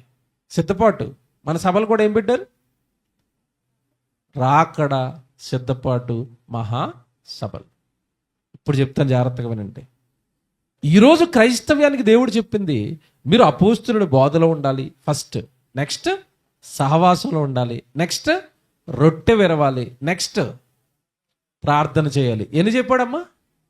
బోధ, సహవాసం, రొట్టె విరవటం, ప్రార్థన చేయటం. 4 చెప్తే క్రైస్తవులు అందరూ ఒకటి బాగా చేస్తారు. ఏది? ప్రార్థన. చివరిది ఫస్ట్ 3 ఏమైనాయి? ఏది? అపోస్తుల బోధ. ఏది అపోస్తుల బోధ? అంటే వాడు ఏం చేయాలి? అపోస్తుల బోధలో ఉన్నాడు సువార్తకి వెళ్ళిపోతాడు. ఎందుకంటే మేము సువార్త చేసాం, మీరు కూడా ఏం చేయాలి? సువార్త చేయాలి. ఇందా మీరు తీతుకు రాసిన 1:16 ఎవరి బోధ అది? తీతు 1:16 ఎవరి బోధమ్మా? పౌలు గారు చెప్పిన మాట అది, అపోస్తుల బోధ అది. ఇదిగో, మీరు గనక సత్క్రియలు చేయలేదా మీరు దేవుడి దృష్టికి ఏమైపోతారు? భ్రష్టులైపోతారు, అసహ్యులైపోతారు, అవిధేయులైపోతారు అనగానే వెంటనే అపోస్తుల బోధలో ఉన్నాడు ఏమంటే తెల్లవారు ఎక్కడికి వెళ్ళిపోతారంటే ఎవరో ఒకరికి సువార్త చేయడం బాబు అని సువార్తకి వెళ్తాడు. అపోస్తుల బోధలో ఉన్నవాడు దేవుడు పని చేస్తాడు. ఆ దేవుడు పని చేసి సహవాసానికి వచ్చేస్తాడు, మందిరానికి వచ్చేస్తాడు, రొట్టె ద్రాక్షాసం తీసుకుంటాడు. రొట్టె ద్రాక్షాసం తీసుకున్నప్పుడు అది కూడా మనకేం బోధ చేస్తుంది? రొట్టె ద్రాక్షాసం. ఈ రొట్టెను తిని ఈ పాత్రలో త్రాగునప్పుడల్లా ప్రభు వచ్చే వరకు ఆయన మరణాన్ని మీరేం చేయాలి? ప్రచురించాలి. మళ్ళీ ఆదివారం రొట్టె ద్రాక్షం తీసుకుని సోమవారం ఎక్కడికి వెళ్ళిపోతాడు? మళ్ళీ సువార్తకి వెళ్ళిపోతాడు. ఇవన్నీ చేస్తూ తండ్రి మీ కొరకు పని చేస్తున్నాం తండ్రి, సభలు పెడుతున్నాం తండ్రి, వీటిని సఫలం చేయండి, ఒక పాపి మార్పు కొరకు మా పనిని వాడుకోండి అని చివరిలో ప్రార్థన చేస్తాడు. ముందు 3 వదిలేసి ఏది పట్టుకున్నారు? ప్రార్థన పట్టుకున్నారు. ఓ మాట అడుగుతాను ఇప్పుడు, నేను మీకు అర్థమయ్యే ఉదాహరణ ఒకటి చెప్తాను. ఇప్పుడు డాక్టర్ గారి దగ్గరికి వెళ్ళారు మీరు, అయ్యా కాళ్ళు లాగేస్తున్నాయి అన్నారు. ఇంకేంటి చెప్పమ్మా అన్నాడు. బాగా జలుబు తుమ్ములు వచ్చేస్తున్నాయి అన్నారు. దగ్గు వస్తుందా అంటాడు. దగ్గు వస్తుందండి. కఫం పడుతుంది అంటాడు. కఫం వస్తుందండి. ఒళ్ళు నొప్పులు ఉన్నాయంటే ఒళ్ళు నొప్పులు ఉన్నాయండి అంటే. జ్వరం ఎంత ఉంది? జ్వరం ఉందండి. మొత్తం వినేసిన తర్వాత 1వ టాబ్లెట్, 2వ టాబ్లెట్, 3వ టాబ్లెట్, 4వ టాబ్లెట్, నెక్స్ట్ దగ్గుకు అరుకు. ఎన్ని రాశాడమ్మా ఇప్పుడు? 4 టాబ్లెట్లు, 1 దగ్గరకు. Very good. ఇవన్నీ రోజు వేసుకో అంటాడా? రోజుకు 3 పూటలు ఈ టాబ్లెట్లు అన్నీ వేసుకో అన్నాడు. ఇంటికి వచ్చావు, ఫస్ట్ టాబ్లెట్ ఓపెన్ చేసావు. బాబా అది ఇంత లావు ఉండి బాగా చేదుగా ఉంది, ఇంకా తప్పదు కనుక మింగావు. 2వది అలాగే ఉంది. చివరి టాబ్లెట్ ఇచ్చాడు బలానికి, వేసుకోగానే 4 తీయగా ఉంది. బాగా వినండి, మరలా టాబ్లెట్లు వేసుకోవాలని చూస్తున్నప్పుడు తీయగా ఉన్న టాబ్లెట్ వేసుకోబుద్ది అవుద్దా, చేదుగా ఉన్నది వేసుకోబుద్ది అవుద్దా? నిజం మాట్లాడుకుందాం, ఏది వేసుకోబుద్ది అవుద్ది ముందు? ఏటనండి బాబు, డాక్టర్ గారు ఈ రాసాడు, ఇది భలే తీయగా ఉంది. అరుగు తాగుతుంటే ఎలాగుంటుంది? తీయగా ఉంటుంది. ఇప్పుడు తీపిగా ఉన్నవన్నీ వేసుకుని చేదుగా ఉన్నవన్నీ మానేసామనుకోండి, రోగం తగ్గుద్దా? ఎక్కువైపోద్ది. డాక్టర్ 4 రకాల మందులు రాస్తే 4 వేసుకుంటేనే రోగం తగ్గుద్ది. దేవుడు 4 చేయమన్నప్పుడు ప్రార్థన ఒకటే ఈజీగా ఉంది, ఇంట్లో కూర్చొని మోకాలు వేసుకుని ప్రార్థన చేసుకోవడం, ఇది ఒకటే చేసామనుకోండి. ముందు 3 ప్రార్థన చేయటం ఈజీయా, సువార్త చేయటం ఈజీయా? సువార్త చేయటం అంటే రోడ్లంప పోవాలి, కరపత్రాలు పెట్టుకుని ఎవడొస్తాడండి, కాళ్ళు లాగేస్తాయి, ఎండగొడేస్తుంది. అదే ప్రార్థన చేసుకోవడం అయితే ఇంట్లో కూర్చొని కొంతమంది మోకాల దగ్గర దిండు కూడా వేసుకుంటున్నారట. మోకాలుగా నొప్పి కూడా తగలకుండా దిండు వేసుకుని దిండు మీద మోకాలు వేస్తున్నారట. మోకాళ్ళకి నొప్పి కూడా తగలకుండా ప్రార్థన చేసే భక్తులు ఎక్కడ? మండుటెండలో పనిచేస్తూ దేవుడు దేవుడు అనుకుంటే తిరుగుతున్న సువార్థికులు ఎక్కడ? మీరు చెప్పండి. మీకు అర్థమైందా? పని చేస్తేనే దేవుడు ఏమిస్తాడు? పరలోకం. ఇప్పుడు చాలామంది ప్రసంగం చెప్తే అంటున్నారు, నన్నే అన్నారండి. నేను ఈ ప్రసంగం చెప్పిన తర్వాత పక్కన పాస్టర్ గారు అన్నారట, ఆ కుర్రోడు వయసు తక్కువ, పని చేస్తేనే పరలోకం అంటున్నాడు, పని చేస్తేనే స్తోత్రాలు చెల్లించడం అంటున్నాడు. కాదు, ఆ కుర్రోడికి సరిగ్గా బైబిల్ రాదు, ప్రార్థన చేసినా చప్పట్లు కొట్టినా కూడా దేవుడికి స్తోత్రాలే అంటున్నాడుట. ఏమంటే నిజంగా దేవుడు ఎంత మంచోడంటే నన్ను కాపాడడానికి అన్నీ రాయించాడు బైబిల్లో. చప్పట్లు కొట్టడం, పాటలు పాడటం, ప్రార్థన చేయటం, దేవుని స్తుతించటమే, కాదంటం లేదు నేను. కానీ అది ఎవరు చేసే పనో తెలుసా? బైబిల్ ప్రకారం ఆ పని చేస్తున్న వాళ్ళు దేవుడు ఏమన్నాడో తెలుసా? వాళ్ళు దేవుని పిల్లలే, కాదంటం లేదు. అది దేవుని స్తుతించడమే, కాదంటం లేదు. కానీ వాళ్ళు దేవుడు ఏమన్నాడో తెలుసా? బైబిల్లో చూస్తారా? బైబిల్ చూడాలి. యోహాను గారు రాసిన మొదటి పత్రిక రండి. యోహాను గారు రాసిన మొదటి పత్రిక 3వ అధ్యాయం 18వ వచనం చదువుదాం. యోహాను గారు రాసిన మొదటి పత్రిక 3వ అధ్యాయం 18వ వచనం. ఏమన్నా అందరి బైబిల్లో ఉందా? నేను ఇది అడుగుతాను అందరినీ, ఎందుకంటే నాకేముంటాయో అందరికి ఉంటాయని డౌట్ ఇప్పటికీ నాకు ఇయ్యి. ఎందుకంటే నాకు అర్థమవుతున్నాయి, వాళ్ళకి అర్థం అవ్వట్లేదు. వాళ్ళ బైబిల్లో ఉన్నా ఏమనుంది చెప్పండి అక్కడ? ఏమన్నా మాట్లాడుతాను. ఇప్పుడు ఇక్కడ చిన్నపిల్లలారా అంటున్నది సంఘాన్నా లేదా సండే స్కూల్ పిల్లలనా? ఇప్పుడు ఆ మాట సండే స్కూల్ పిల్లలకా మనకా? సండే స్కూల్ పిల్లలు సెపరేట్గా బైబిల్ రాయలేదు దేవుడు. చిన్నపిల్లలారా అంటున్నది ఎవరిని? మనల్నే. అసలు మనల్ని ఎందుకంటే దేవుడు చిన్నపిల్లలారా అంటున్నాడు? అప్పుడప్పుడు చూడండి, పెద్దోడు ఏదైనా పిల్లేసాలు వేస్తున్నాడు అనుకోండి, అప్పుడు ఏమంటారు చెప్పండి? ఒరిడు మనిషి ఎదిగాడు కానీ మనసు ఎదగలేదు, ఇంకా పిల్ల చేష్టలు పోలేదు రైడ్గా అంటారు. విన్నారా? పిల్ల చేష్టలు చేస్తున్నాడు రా. ఇంకా ఏమన్నా ఆటలు పిల్లలు ఆడుకుంటారు. పిల్లలు ఆటలు ఆడుకున్నప్పుడు మధ్యలో దూరిపోయాడు ఆటలాడుతున్నాడు అని కూడా వాళ్ళ మధ్యలో కూర్చుని ఏమంటారు అప్పుడు? పిల్లోళ్ళే ప్రవర్తిస్తున్నాడండి, ఎదగలేదండి వీడు. ఇప్పుడు ఈ వచనం కరెక్ట్గా మీకు అర్థం చేయించాలంటే 10 నిమిషాలు పడుతుంది. నాకు టైం అయిపోతుంది కనుక షార్ట్కట్లో చెప్పేస్తాను మీకు ఇది. చిన్నపిల్లలారా అంటున్నది మనల్నేనండి దేవుడు. ఎందుకన్నాడు తెలుసా? ఒక రకంగా అది చాలా పెద్ద మాట అన్నాడు మనల్ని. చిన్నపిల్లలారా, చదువుతారా? చిన్నపిల్లలారా, మాటతోనూ నాలుకతోనూ కాక క్రియతోనూ సత్యముతోనూ ప్రేమించాలి. చిన్నపిల్లలారా, నన్ను ప్రేమించేటప్పుడు మీరు ఎలా ప్రేమించాలి? మాటతోనూ నాలుకతోనూ కాక అంటే అర్థం ఏంటి? సరిపోద్దానా? సరిపోదు. ఇప్పుడు ఆ మాట దగ్గర నాలుగు దగ్గర ఆగిపోయిన వాళ్ళు అందరూ దేవుడికి ఎలా కనబడుతున్నారట? పిల్ల చేష్టలు మీరు ఎంతకాలం చేస్తారు? ఎప్పుడు చప్పట్లు కొట్టుకోవడం, ఎప్పుడు దేవా స్తోత్రం అంటాం తప్ప పనికి రావు. పనికి రావటం లేదు అంటే పిల్లోడు ఇంకా పెద్దోడు అవ్వలేదని అర్థం. అవునా కదా చెప్పండి? పిల్లోడు పెద్దోడైతే ఏం చేస్తాడు? పని చేస్తాడు. పిల్లోడి కిందే ఉండిపోతే పిల్ల చేష్టలు చేస్తూ ఉంటాడు. అమ్మ వంట చేస్తున్నప్పుడు ఈ చిన్నపిల్లలు పక్కన మట్టిపోయేట్టు వంట చేస్తూ ఉంటుంది బుడ్డదే. అక్కడ అమ్మ అన్నం ఉడికిపోద్ది, ఇక్కడ ఈవిడ అన్నం ఉడికిపోద్ది. అమ్మ అన్నం తినడానికి పని చేస్తుంది, ఈవిడ అన్నం ఆడుకోవడానికి తప్ప తినడానికి పని చేయదు. ఇప్పుడు చిన్నపిల్లలుగా మనం చప్పట్లు కొట్టడం, స్తోత్రం అని ఇక్కడ కూర్చొని అంటున్నవి దేవుడికి పిల్లలమే. కాకపోతే ఆ చేష్టలు ఏ చేష్టలట? పిల్ల చేష్టలు. చిన్నపిల్లలారా మాటతోనూ నాలుకతోనూ కాక సువార్తకెళ్ళే పనులతో నన్ను ఏం చేయాలి? ప్రేమించండి. జాగ్రత్తగా వినండి. ఒక ఉదాహరణ చెప్తాను టైం తీసుకోకుండా. ఆడపిల్లలు ఉన్నారు కదమ్మా ఇక్కడ, ఆడపిల్లలు జాగ్రత్తగా వినండి. మీరు పిల్లల్ని కన్న తర్వాత మీ ఇంట్లో మీ గర్భాన ఒక ఆడపిల్ల పుట్టుద్ది కదా. సహజంగా ఆడపిల్లలు అమ్మ వెనకాల తిరుగుతూ ఉంటారు ఎక్కువగా. మగపిల్లలు ఆడపిల్లలు అమ్మ వెనకాల తిరుగుతూ ఉంటారు ఎక్కువగా. చిన్న పిల్లలు ఆడపిల్లల్లో అమ్మే పని చేస్తే ఆ పని చేయాలని ట్రై చేస్తూ ఉంటుంది చిన్నప్పటి నుంచి. అవును కదా? అమ్మ బట్టలు ఉతుకుతుంది అనుకోండి, చిన్నపిల్లలు అప్పుడప్పుడు అడుగులు వేసుకుంటూ వచ్చి పక్కన నుంచొని ఏముంటుంది? నడకే సరిగా రాదు, నిలబడటమే కష్టం. 3వ సంవత్సరం 4వ సంవత్సరం పిల్లల గురించి చెప్తున్నాను నేను. అప్పుడప్పుడే మాటలు వస్తాయి ముద్దుగా వచ్చి అంటది, మమ్మీ నేను బట్టలు ఉతుకుతాను మమ్మీ అంటది. అంటది. అమ్మ ఇలాగ ఉడుతుంది అనుకోండి, వెనకాల అలా లేచి చీపు పట్టుకుని నేను కూడా ఏం చేస్తానంటది? తుడుస్తానంటది.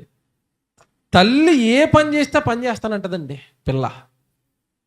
అప్పుడు అమ్మ కష్టపడి బట్టలు ఉతుకుతున్నప్పుడు ఈ చిన్నపిల్ల వచ్చి అమ్మ నేను కూడా బట్టలు ఉతుకుతానంటే అప్పుడు ఏం చేస్తుంది? వద్దురా బంగారం, నీకు వద్దురా, కష్టపడి వద్దురా, ఎండ కొట్టేస్తుందిరా, లోపల కూర్చోరా అంటదా? అందా? చిన్నపిల్ల కదండి. ఇంకా అక్కడికే మారం చేసింది అనుకోండి, ఏం చేస్తుందంటే చిన్న గుడ్డ ముక్కలు ఇస్తుంది, కచ్చీపులు అయ్యి ఇచ్చి ఆ కచ్చీపు ఉతుకంటది అక్కడ. ఈవిడేమో పెద్ద దుప్పట్లు ఉతుకుతూ ఉంటుంది, పిల్లకి ఏమిస్తుంది? చిన్న కచ్చీపు ఇస్తుంది. సామాన్లు కడుగుతున్నప్పుడు చూడండి, నేను సామాన్లు కడిగేస్తానని వస్తుంది. వద్దురో జలుబు చేస్తుందిరా నీళ్ళల్లో ఉంటే, నీకు లోపలికి పో అంటది. వినలేదు అనుకోండి, చిన్న గ్లాసులు ఉంటాయి కదా, ఆ గ్లాసులు ఇస్తే అది ఆట ఆడుతుంది, కడుగుతుందా? ఆ గ్లాస్తో ఆటాడి నీటిలో కొట్టుకుని నేను ఏదో పని చేస్తున్నానన్న ఫీలింగ్లో ఉంటుంది. జాగ్రత్తగా వినండి. ఇప్పుడు మాట్లాడుతాను, నేను బాగా వినాలి. చిన్నపిల్ల నేను బట్టలు దిగుతాను లేదా నేను సామాన్లు కడుగుతాను అన్నప్పుడు తల్లి మురిసిపోయి పొంగిపోయి ఆ మాట అన్నావు చాలురా, నువ్వు పని చేయొద్దు, లోపలికి వచ్చా అంటది. అన్నదా? అంటే చిన్నది కనుక ఆ మాటకు పొంగిపోయింది. ఎవరు? తల్లి. ఇదే చిన్నపిల్ల 20 సంవత్సరాలు వచ్చాయి, పెద్దదైంది. అమ్మ బట్టలు ఉతుకుతుంటే అలా వెనకాల నిలబడి అమ్మ బట్టలు ఉతకమంట వీట అన్నది. అప్పుడు ఏమంటది? మాట చాలమ్మా, పోయి లోపల కూర్చోమ్మా అంటదా? గాడిదలాగా ఎదిగావు అంటది. పొద్దుననగా నానబెట్టాను బకెట్లో బట్టలో, నేను పనికెళ్ళి వచ్చేంత వరకు ఉతకలేదు, నేను ఉతుకుతుంటే ఉతకాలంటున్నావని 4 తిట్లు తిట్టి అక్కడ వంగడబెట్టి పని చేయించుతుంది. నాకు ఇక డౌట్ ఏంటంటే 20 సంవత్సరాలకు మునుపు పని చేస్తామంటే వద్దా అన్నది, ఇప్పుడు ఏం చేయమంటుంది? పని చేయమంటుంది. ఎందుకు? కారణం ఏంటో నాకు చెప్పాలా? కారణం ఏంటి? పిల్ల ఏమైంది? పెద్దదైంది, పని చేసి. బాప్తిసం తీసుకున్న తొలినాళ్ళలో దేవుడికి మనం శిశువులం, చిన్నపిల్లలం. 2 సంవత్సరాలు అయింది, 3 సంవత్సరాలు అయింది. సంవత్సరాలు గడిచే కొద్దీ దేవుడికి మనం ఏమవ్వాలి? బలపడిన తర్వాత బలమైన కార్యాలు చేసే పెద్దవారిగా మీరు నా కోసం ఎదగాలి. ఏదండి క్రైస్తవ్యంలో ఆ గ్రోత్ ఏది, ఎదుగుదల ఏది? పిల్లలు ఎదగట్లేదు అనుకోండి, నిజాలు మాట్లాడుకుందాం, మన గర్భాన్ని పుట్టిన పిల్లవాడు ఎదగట్లేదు అనుకోండి, ఏమంటారు చెప్పండి తల్లిదండ్రులు? మరగుజ్జోడు పుట్టాడండి మాకు, ఎదగట్లేదు వీడు. మరి క్రైస్తవుడు ఎప్పుడు చప్పట్లు కొట్టకుండా స్తోత్రాలు సువార్తకు ఎవరు వెళ్తారు? మరి సువార్త పని ఎవరు చేస్తారు? ఆ పని కూడా నీ మీద మోపాడు కదా దేవుడు. కనుక ఈ వచనం ప్రకారం చప్పట్లు కొట్టండి, తప్పు కాదు. కానీ మీరు తొలినాళ్ళలో చేయవలసిన పనులవి. స్తోత్రాలు చెప్పండి, తొలినాళ్ళలో చేయవలసిన పనులు. మీరు ఎదిగే కొలది మీరు దేవునికి పెద్దవాళ్ళుగా మారి పెద్ద పెద్ద త్యాగాలు చేసి చివరికి తొలి శతాబ్దంలో ఉన్న సంఘస్థులు వారికి ఉన్న స్థిరాస్తులు అమ్మి అక్కడ పెట్టేశారు, అపోస్తలుల దగ్గర పెట్టి సువార్త వాళ్ళ పెద్దోళ్ళ చిన్నోళ్ళో మీరు చెప్పండి? పెద్దోళ్ళు. ఇప్పుడు మీరు లెక్కలు వేసుకోవాలి, మీరు చిన్నోళ్ళో పెద్దోళ్ళో. మీరు జీవిస్తున్న జీవితాన్ని బట్టి దేవుళ్ళు మీకు అర్థమైపోద్ది, నేను ఇంకా కిడ్డా, దేవుడి కోసం ఏమైనా ఎదిగానా? ఇప్పుడు ఇలాగ నేను త్యాగాలు చేస్తే, దేవుడి కోసం శ్రమ పడితే, దేవుడి కోసం ఆస్తులు ఇచ్చేస్తే నాకేంటంటే జరిగేది అనుకుంటున్నారా? ఇందాక వచ్చిన మర్చిపోకూడదు. ఏ వచ్చిన?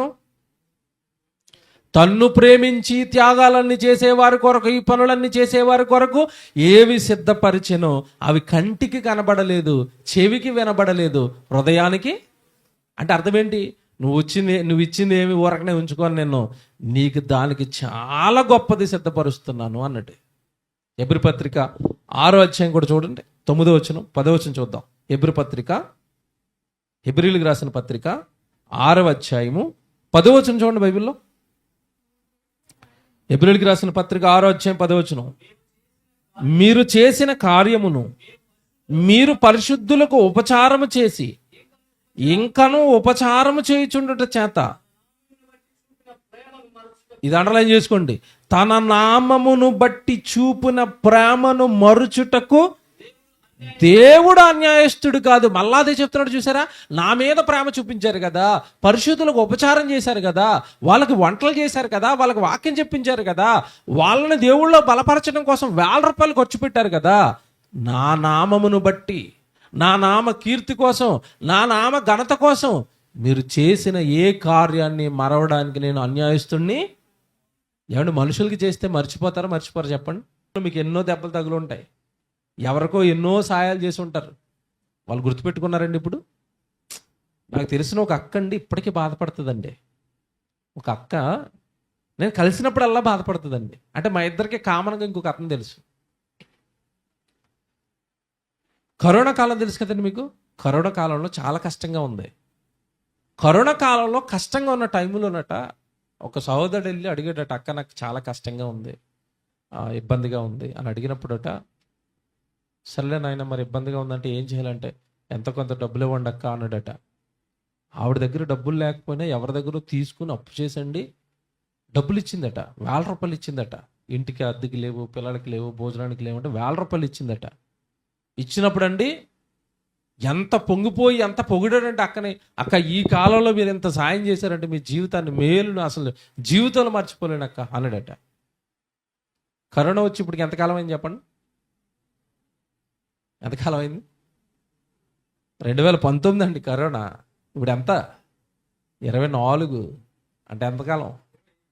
25 ఎంతకాలం? సుమారు దగ్గరగా 5 సంవత్సరాల క్రితం నాటి మాట ఇది. ఆవిడకో కష్టం వచ్చి ఈ మధ్యకాలంలో అడిగిందట, అయ్యా నీకు కష్టం వచ్చినప్పుడు ఇచ్చాను కదా అయ్యా, చాలా కాలం అయిపోయింది డబ్బులు అంటే, చూస్తానక్క అన్నాడట. తర్వాత మళ్ళీ అడిగిందట, ఏం అస్తమాటు వడ్డీలకి ఇచ్చినట్టు అడుగుతున్నా, ఇస్తాను ఆ గంగారేట అన్నాడట. ఏమంటే ఆవిడ ఒకటే బాధపడుతుందండి, తమ్ముడు జీవితంలో ఎవరికి సాయం చేయకూడదు తమ్ముడు అంటుంది. ఆ మాట చూసినప్పుడు నాకు మనసులో ఒకటే అనిపించిందండి, మనుషులకి ఏముండదు, కృతజ్ఞత అనేది ఉండదు. కానీ దేవుడు ఇస్తున్న వాగ్దానం ఏంటో తెలుసండి, నిజంగా చెప్తున్నాను, దేవుడి కోసం దేవుడు సేవకుడికి ఇస్తారా, దేవుడి సేవకి ఇస్తారా, దేవుడి వాక్య పరిచర్యకి ఇస్తారా, దేవుడి వస్తువులకి ఇస్తారా, మీరు ఏది ఇచ్చినా సరే దేవుని నామమును బట్టి చూపిన ప్రేమను మరుచుటకు దేవుడు అన్యాయస్తుడు అంటే మర్చిపోడట. దేవుడు మర్చిపోతాడు. ఏమంటే ఈరోజు చాలా మంది తల్లిదండ్రులు నేను చూస్తున్నాను, చిన్నప్పటి నుంచి వాళ్ళు తినడం వాళ్ళ కోసం అష్ట కష్టాలు పడి వాళ్ళకి చదువులు చెప్పించి ఉద్యోగాల్లో పెట్టి ఏమంటే పెళ్ళిళ్ళు చేసిన తర్వాత ఈరోజు చాలా మంది అంటే తల్లిదండ్రులు పట్టుకెళ్ళి వృద్ధాశ్రమాల్లో వేసేసారు. వేయలేదా? వేశారు.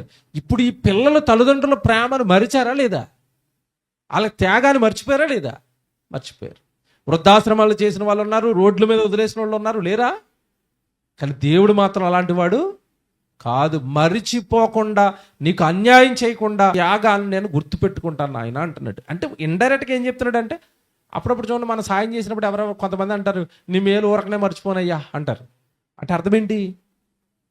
నెక్స్ట్ ప్రతిఫలంగా వాళ్ళు మనకి ఏదో ఏంటంటే, మా తెలంగాణ, నేను హైదరాబాద్ తెలంగాణలో ఉంటాను కదా, మా దగ్గర ఒక మంచి సాంప్రదాయం ఉంటుందండి తెలంగాణలో. మరి ఇక్కడ ఉంటుందో లేదో నాకు తెలియదు, కానీ మేము ఆంధ్ర నుంచి వెళ్ళాం ఉద్యోగం చేసుకోవడానికి. హైదరాబాద్ వెళ్ళాను నేను జాబ్ చేసుకోవడానికి. మా పక్కనే ఆ లోకల్గా ఉండే లోకల్ తెలంగాణ ప్రాంతానికి చెందిన వాళ్ళు ఉండేవారు. మేము ఏదైనా మంచి కూర వండుకుంటే పక్క వాళ్ళకి పంపిస్తాం కదా బాక్స్. చేపల కూర వండుకున్నా, మటన్ కూర వండుకున్నా, చికెన్ కూర వండుకున్నా బాక్సులు వేసిండి వాళ్ళ ఇంటికి పంపించేవాళ్ళు పిల్లల్నిచ్చి. నిజంగా బాక్స్ అంటే వాళ్ళు మరలా తిరిగి మంచి కూర వండుకునే వరకు ఆ బాక్స్ ఇచ్చేవారు కాదు మాకు. వాళ్ళ వల్ల చికెనో మటనో వండుకొని అందులో వేసి పంపేవారండి. ఒకవేళ మనం వెళ్ళి అక్క కొంచెం బాక్స్ ఇచ్చాం కదా కావాలి అని అడిగింది అనుకోండి, పిల్ల ఏదైనా అవసరం పడి, ఆవిడ ఒక్కో బాధపడిపోయేదండి. ఆవిడ ఒట్టిగా ఎలా పంపించాలని ఇంట్లో ఉన్న స్వీట్లు, ఇంట్లో ఉన్న జంతుకులు అందులో వేసి పంపించేది. ఒకవేళ ఇంట్లో ఏమి లేవనుకోండి, షాప్ దగ్గర పంపించి ప్యారలజీ బిస్కెట్లు కొనిచ్చి అందులో ప్యారలజీ బిస్కెట్లు వేసి పంపేది. అంటే అర్థమేంటి మీకు? ఏం చెప్పండి, ఏం అర్థమైంది చెప్పండి? మనం వాళ్ళ దగ్గర నుంచి కూర తిన్నాం, రిటర్న్ ఊరకనే మనం పంపించకూడదు, ఏదో ఒకటి మనమే ఇవ్వాలి. ఇప్పుడు మనుషుల్లోనే ఇంత మంచి అలవాటు ఉంటే, ఇంత మంచి గుణం ఉంటే, దేవుళ్ళు నువ్వు ₹1,000 ఖర్చు పెట్టేస్తుంటే ఈరోజు నా జీవితం అంటే నిజంగా పిల్లలు లేరు, కుటుంబం లేరు, రోజు సువార్త అని కూడా ఎక్కడ ఉంటానో నాకే తెలియదండి. సర్వాన్ని త్యాగం చేసి తిరుగుతున్నాడు తండ్రి. నాకు తండ్రి అంటే నాకు అంత ఇష్టం, తిరుగుతున్నాను నేను. ఇప్పుడు ఇలా నా జీవితాన్ని పరంగా పెట్టి నేను చాలా కోల్పోతున్నాను. పిల్లల ప్రేమ ఉండదు, భార్య ప్రేమ ఉండదు, ఏమంటే కుటుంబం లేదు, బంధువులు లేరు, ఏమీ లేవు. ఏమంటే ఇలా దేవుడు దేవుడు దేవుడు అనుకుని రాత్రి పగలు తిరిగితే నా త్యాగాన్ని దేవుడు మర్చిపోతాడా? మర్చిపోడండి. దేవుడు మరుచుటకు అన్యాయస్తుడు కాదు. అంటే ఏం చెప్తున్నాడంటే, ఖచ్చితంగా నువ్వు చేసిన త్యాగానికి నేను తిరిగి మళ్ళీ ఏమిస్తాను? ప్రతిఫలం ఇస్తాను అన్నట్టు. అదే ఇందా మీరు చదువుకున్న పత్రిక, కొరింథీ పత్రిక, తన్ను ప్రేమించు వారి కొరకు, అంటే త్యాగాలు చేసేవారి కొరకు, కష్టాలు పడేవారి కొరకు ఏవి సిద్ధం చేశానో అది మీ కంటికి కనబడదు, చెవికి వినబడదు, హృదయానికి గోచరము కాదు. ఏంటి ఇంతకీ? అది సస్పెన్స్ కింద ఉంటుంది. ఇంతకీ దేవుడు ఏం సిద్ధం చేస్తున్నాడు చెప్పనా? ఏమి సిద్ధపరుస్తున్నాడు తెలుసా దేవుడు? యోహాను సువార్త చదువుదాం. యోహాను సువార్త 14వ అధ్యాయం 2వ వచనం. ఏమంటే అపోస్తులతో చెప్తున్నాడండి ఈ మాట. వారు సర్వం వదిలేసండి ఆ రోజు ప్రభు కోసం త్యాగాలు చేసుకుంటూ తిరుగుతున్నారు. 14వ అధ్యాయం అండి, యోహాను సువార్త 14వ అధ్యాయం 2వ వచనం. నా తండ్రి ఇంట అనేక నివాసములు కలవు, లేని ఎడల నేను మీతో చెప్పుదును. ఏమండి యేసుప్రభు చెప్తున్నాడు ఇది. ఆయన చనిపోయి తిరిగి లేచారు. తిరిగి లేచిన తర్వాత మీకు తెలుసు కదా, చనిపోయి తిరిగి లేచిన తర్వాత ఆయన పర్మనెంట్గా పరలోకానికి వెళ్ళిపోతాడు. వెళ్ళిపోయే ముందు శిష్యులతో మాట్లాడుతున్నాడు. అయ్యా నేను యెరూషలేముకి వెళ్తాను, నన్ను చంపేస్తారు, తిరిగి లేస్తాను, నేను వెళ్ళిపోతాను పరలోకానికి, మీరు మాత్రం నా వాక్య ప్రకారం జాగ్రత్తగా బ్రతకండి భూమి మీద అన్నాడు. వీళ్ళందరూ ఊకే కలవరపడిపోయారండి. ప్రభువా నువ్వు వదిలేసి వెళ్ళిపోతావు మమ్మల్ని, నువ్వు లేకపోతే ఎలా ప్రభువా, నువ్వు ఉండలేని జీవితాలు, నువ్వు ఉన్నావు గనక, వాక్యం నేర్పావు గనక చక్కగా సేవగా కొనసాగుతున్నాము, నువ్వు లేకపోతే ఎలా ప్రభు అనే వాళ్ళు కలవరపడిపోతుంటే వాళ్ళను ధైర్యపరచడానికి మాటలు చెప్తున్నాడండి. పైన ఉంటుంది మీకు అది ఎక్కడంటే ప్రారంభంలో 14 ప్రారంభంలో, మీ హృదయములను కలవరపడనీయుకుడి, దేవుని యందు విశ్వాసం ఉంచుచున్నారు, నా యందును విశ్వాసం ఉంచుడి, నా తండ్రి ఇంట అనేక నివాసములు కలవు, లేని ఎడల నేను మీతో చెప్పుదును, మీకు స్థలము సిద్ధపరచ వెళ్ళుచున్నాను. ఇది అండర్లైన్ చేసుకోండి. ఏం చెప్తున్నాడు? పరలోకానికి ఎందుకు వెళ్తున్నాడట? ఇంతకీ మీకు స్థలము సిద్ధపరచ వెళుతున్నాను అంటే, నీ భూమి మీద నా కొరకు ఎవరైతే బ్రతుకుతున్నారో, నా కొరకు ఎవరైతే సువార్త చేస్తున్నారో, నా కొరకు ఎవరైతే జీవితాలు పణంగా పెడుతున్నారో వాళ్ళందరికీ పరలోకంలో స్థలాలు సిద్ధం చేస్తున్నాను, ఇల్లులు కడుతున్నాను అన్నాడు. ఎలాగుంది ఇది? ఇప్పుడు ఇంతకీ తన్ను ప్రేమించే వారి కొరకు దేవుడు సిద్ధపరిచింది ఏంటి చెప్పండి? ఇప్పుడు స్థలం. ఎక్కడ స్థలం? ఎక్కడ స్థలం? ఎక్కడ స్థలం? సప్పగా అయిపోయారు మీరు, వదిలేస్తాను. ఎక్కడ స్థలం? ఇలా చెప్తే మీకు అర్థం అవుతుంది. పరలోకంలో స్థలమా? అలా ఉంది కదా, అలా కాదు. దాని పవర్ చెప్తాను ఇప్పుడు, జాగ్రత్తగా వినండి. భూమి మీద మీటింగ్ పెడతావా? పరలోకంలో స్థలం ఇస్తాను. భూమి మీద దైవజనుడికి భోజనం పెడతావా? పరలోకంలో స్థలం ఇస్తాను. భూమి మీద నాకు 1 సెంటు స్థలంలో మందిరం కడతావా? పరలోకంలో స్థలం ఇస్తాను. నా కోసం తిరిగి సువార్త చేస్తావా? పరలోకంలో స్థలం ఇస్తాను. నా కొరకు నీకున్న వాహనాన్ని దేవుడు పనికి వాడతావా? పరలోకంలో స్థలం ఇస్తాను. ఏమంటే నేను మాట్లాడుతాను, భూమి మీద పని చేస్తే ఎవరైనా స్థలాలు రాస్తారండి మనకి? రాస్తారా? నువ్వు ఎంతకాలం పని చేసినా ఓనర్ దగ్గర నీకు జీతం ఇస్తాడా, స్థలం ఇస్తాడా? ఏమిస్తాడు చెప్పాలా? నేను 10 సంవత్సరాల నుంచి పని చేస్తున్నాను కదా అయ్యగారు, మీకున్న ఒక ఇల్లు రాసేయండి అని అడగాను ఓనర్ని వెళ్ళి. వెంటనే ఆ రోజే ఉద్యోగం పీకేస్తాడు నీది. అమ్మో ఈడేదో నా ఇల్లుకి ఎసరెట్టిలాగా ఉన్నాడని. అవునా? ఎంతకాలం మనుషులు పని చేయించుకున్నా జీతం ఇస్తారు కానీ స్థలాలు ఇస్తారా? మీకు ఒక ఉదాహరణ చెప్తాను, ఇంకా బాగా కూర్చుంటుంది ఇది. సినిమా హీరో సాయి ధరమ్ తేజ, ఆయన పేరు చిరంజీవి మేనల్లుడు, తెలుసా మీకు? సాయి ధరమ్ తేజనా? అదే అనుకోండి, సాయి ధరమ్ తేజ. అతనికి హైదరాబాద్లో యాక్సిడెంట్ అయింది, పెద్ద యాక్సిడెంట్ అండి, ప్రమాదం, బైక్ యాక్సిడెంట్. రేస్ బైక్ వేసుకునండి, వాళ్ళకి పాపం సినిమా హీరోలు కదా, బయట తిరగడానికి ఉండదు, అందరు మీద పడిపోతారని తెల్లవారుజామున చీకట్లో హెల్మెట్ పెట్టేసుకుని, మొఖాన్ని గుడ్డగట్టేసుకుని, స్పోర్ట్స్ బైక్ వేసుకుని ఈవెన్ హైదరాబాద్లో వీధుల్లోకి వచ్చాడు. అక్కడ ఇసుకేదో ఉందంటే స్కిడ్ అయిపోయాడండి. బాగా స్పీడ్లో ఉంది బైక్, స్కిడ్ అయిపోయేసరికంటే ఇక్కడి నుంచి అంత దూరం దొల్లుకుంటూ పడిపోయాడు. ఒండెండా గాయాలైపోయినాయి. ఒక రకంగా చెప్పాలంటే వెంటనే హాస్పిటల్లో జాయిన్ చేయకపోతే చచ్చిపోయేంత ప్రమాదం అది. రక్తం కారిపోతుంది. అటు తెల్లవారుజామున ఆటో నడుపుకోవడానికి ఒక పేద అయినండి పాపం, ఆటో నడుపుకోవడానికి అలా వెళ్తుంటే రోడ్డు మీద యాక్సిడెంట్ అయిపోయి ఉన్నాడు. వెంటనే ఆటో పక్క కాపేసి, బైక్ పగిలిపోయింది, కొట్టుకుంటున్నాడు, రక్తం మడుగులో కేకలేస్తున్నాడని వెంటనే లెగ తీసుకుని ఆటోలో కూర్చోబెట్టుకుని హాస్పిటల్లో తీసిపోయాడు. హాస్పిటల్లో జాయిన్ చేశాడు వెంటనే. ఇతనికి ఇంతకీ జాయిన్ చేస్తున్న వ్యక్తి కంటే ఇతను హీరో అని తెలియదు. మొఖానికి గుడ్డలు ఉన్నాయి, మొఖం అంతా చింపురుగా ఉంది. హీరో అంటే మీకు సినిమాల్లో బాగుంటారండి, అలా బయట ఏం బాగోరు వాళ్ళు, మనలాగే ఉంటారు వాళ్ళు. ఆ విషయం తెలియదు. ఈ యవనస్తులు బట్టలు చింపుకుంటారు వాళ్ళ కోసం. వీళ్ళు ఆ మేకప్ వేసి అట్ల కింద పౌడర్లు రాస్తే అలా తెల్ల కనపడతారు వాళ్ళు. మామూలుగానే ఉన్నాడు, పెద్ద అందంగా కూడా ఏమి ఉండడండి బయట. అతను జుట్టు ఊడిపోయి మొత్తం బోలి హెడ్, మామూలుగా ఉన్నాడు, మామూలు వ్యక్తి అనుకుని హాస్పిటల్లో జాయిన్ చేశాడు. వెంటనే కోలుకున్న తర్వాత హీరోని హాస్పిటల్ వాళ్ళకి అర్థమైంది, ఇంటిమేషన్ ఇచ్చారు, అందరూ వచ్చేసారు. అందరూ వచ్చిన తర్వాత అండి సుమారుగా ఒక వారం రోజులు ఉండిపోయాడు హాస్పిటల్లో. ఉండిపోయిన తర్వాత అండి బతికేశాడు. చచ్చిపోయేవాడు బతికేశాడండి. బతికేసిన తర్వాత హాస్పిటల్ వాళ్ళని అడిగాడట, నేను ఆ రోజు తెల్లవారుజాను అక్కడ చీకట్లో పడిపోయాను కదా, నన్ను ఎవరు తీసుకొచ్చారు హాస్పిటల్ కంటే? జాయిన్ చేసినప్పుడు మరి నీ నెంబర్ ఇవన్నీ రాసుకుంటారు కదా, ఈ ఆటో అతను నెంబర్ ఇచ్చి వెళ్ళాడు, నేనే జాయిన్ చేశానని. ఫోన్ చేశారండి అతనికి, ఆటో ఆయనకి. వచ్చాడు. వస్తే అయ్యా నా ప్రాణాలు కాపాడు, నీకు వందనాలు అని చెప్పి చాలా వందనాలు పెట్టాడట. ఆటో అతను చాలా పేదోడండి. ఇప్పుడు ఈ ఆటో అతనికి ఏ భిక్ష పెట్టాడు తెలుసా? ప్రాణభిక్ష పెట్టాడు. అవునా? ఇతను పట్టించుకోకపోతే అతను ఏమైపోతాడు చెప్పండి? చచ్చిపోతాడు. జాగ్రత్తగా వినాలి. ప్రాణభిక్ష పెట్టాడండి. ఒక సినిమాలో యాక్టింగ్ చేస్తే కోట్ల రూపాయలండి, దగ్గరగా 10 కోట్ల పైనే వస్తుంది అతనికి. చిన్న హీరో కాబట్టి మినిమం ఇప్పుడు బడ్జెట్ 10 కోట్లు చిన్న హీరోకి. ఒక సినిమాలో నటిస్తే 10 కోట్ల రూపాయలు సంపాదించే అతను, ఇప్పటికే చాలా ఆస్తులు ఉన్నాయి వాళ్ళకి. ప్రాణాలు రక్షించిన వాడికి ఏమి ఇచ్చాడు తెలుసండి?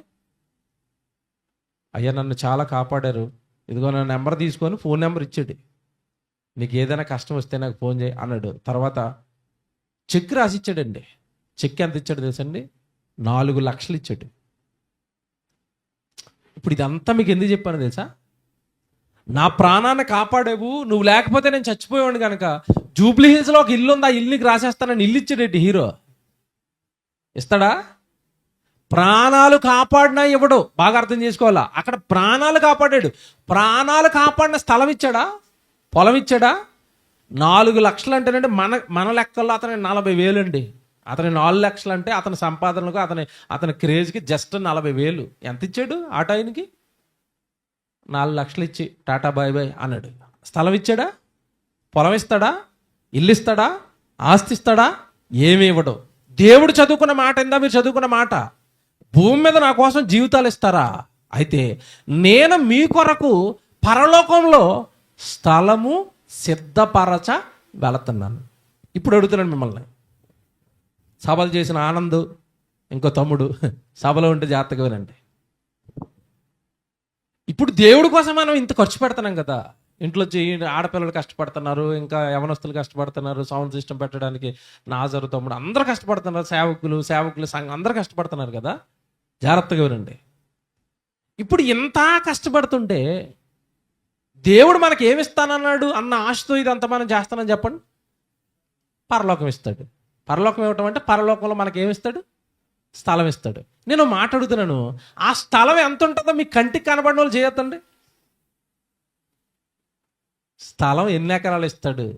కనబడిందా? కంటికి కనబడదు. చెవులకి ఏమైనా వినబడుతుందా? పోనీ హృదయంతో కళ్ళు మూసుకొని ఆలోచించండి, పరలోకం ఎలా ఉంటుందని ఏమైనా కనబడుతుందా?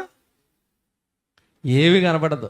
తన్ను ప్రేమించే వారి కొరకు దేవుడు ఏది సిద్ధపరుస్తున్నాడో అది కంటికి కనబడదు, చెవికి వినబడదు, హృదయానికి గోచరంగా. ఎంత ఉంటుంది పరలోకం తెలుసా మీకు ఎవరికైనా? పరలోకం ఎంత ఉంటుంది తెలుసా? భూమి ఎంత ఉంది చెప్పండి. భూమి ఎంత ఉంది? చాలా పెద్దది. మనం ఎంత ఉన్నాం? గట్టిగా అంటే స్లాబ్ కూడా తగలలేదు పైకి. నేను 6 అడుగులు, నేనే ఎత్తు అంటారు అందరూ. 6 అడుగులు ఉన్న నాకే ఇంత పెద్ద భూమిని కట్టాడంటే, మనం ఆత్మగా మారిపోయిన తర్వాత మనం ఎంత ఉంటుంది తెలుసా? మన సైజు ఎంత తెలుసా? దేవుడి సైజే. దేవుడు ఎంత ఉంటాడు? ఆకాశం నా సింహాసనము, భూమి నా పాదపీఠము. తెలుసు కదా మీకు? ఆకాశం అంత సింహాసనం, భూమి అంత పాదపీఠం అంటే దేవుడు ఎంత ఉంటాడు? ఇప్పుడు అంతున్న దేవుడు పరలోకాన్ని కట్టుకున్నాడు తాను ఉండడానికి. ఆ లోకం ఎంత ఉంటుంది చెప్పాలి ఇప్పుడు. మీకు ఇదే అర్థమవుతుంది. ఇప్పుడు ఆయన గర్భం నుంచి వచ్చిన కోటాను కోట్ల మంది పిల్లలు పరలోకానికి వస్తే వాళ్ళు కూడా ఆయన సైజులోనే ఉంటారంటే ఇప్పుడు పరలోకం ఎంత సైజులో కట్టాలో మీరు ఆలోచించండి.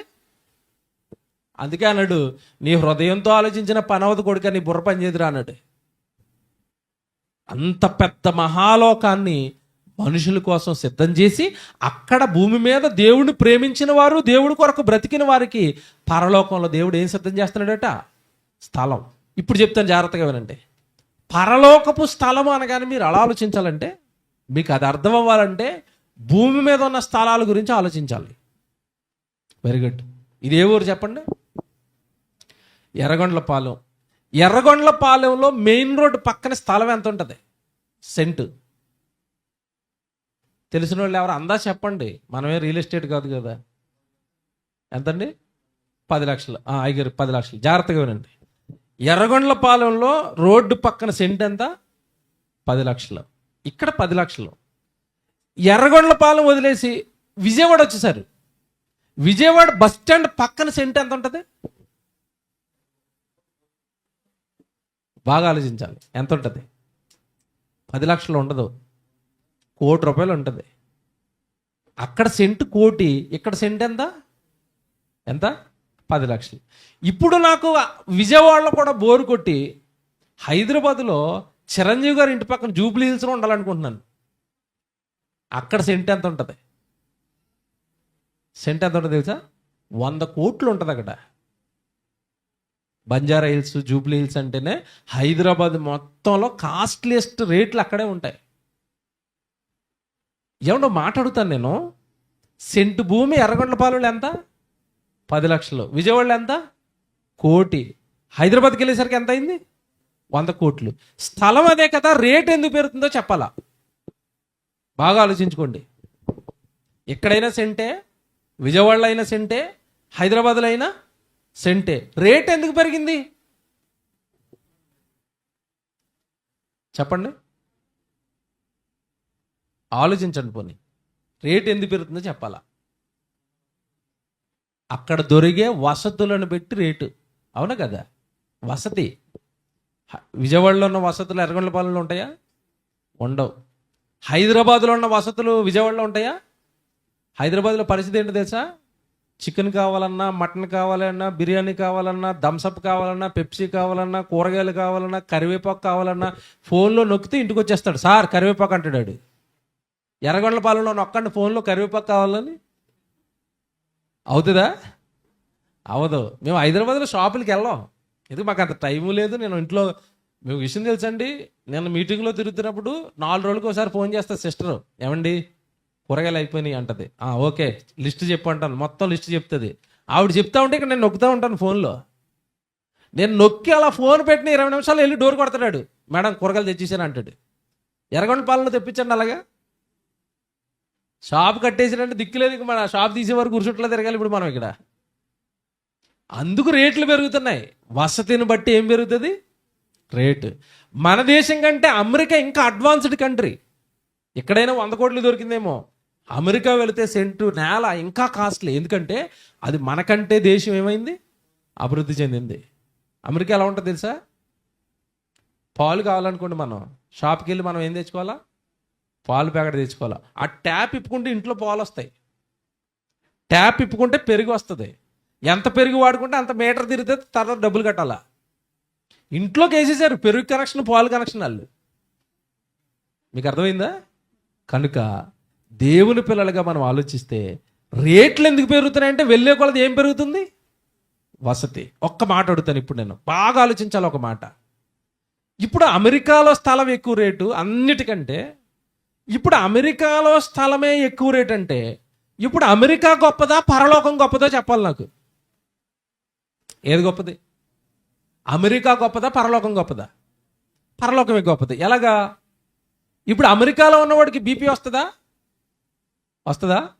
షుగరు, థైరాయిడ్, చావు, కష్టాలు వస్తాయి. పరలోకంలో బీపీ ఉంటుందా? థైరాయిడ్, అప్పులోడు ఈఎంఐడు ఇంటి చుట్టూ తిరుగుతాడా? రోజు పనికి వెళ్ళాలా? కష్టపడి వంట చేసుకుని పొయ్యి వెలిగించి వంటలు చేసుకోవాలా? ఆడపిల్లలు వీళ్ళు ఏ బాధలు పాపం వీళ్ళకి, బట్టలు ఉతుక్కోవాలా? ఏమి లేవు కదండి.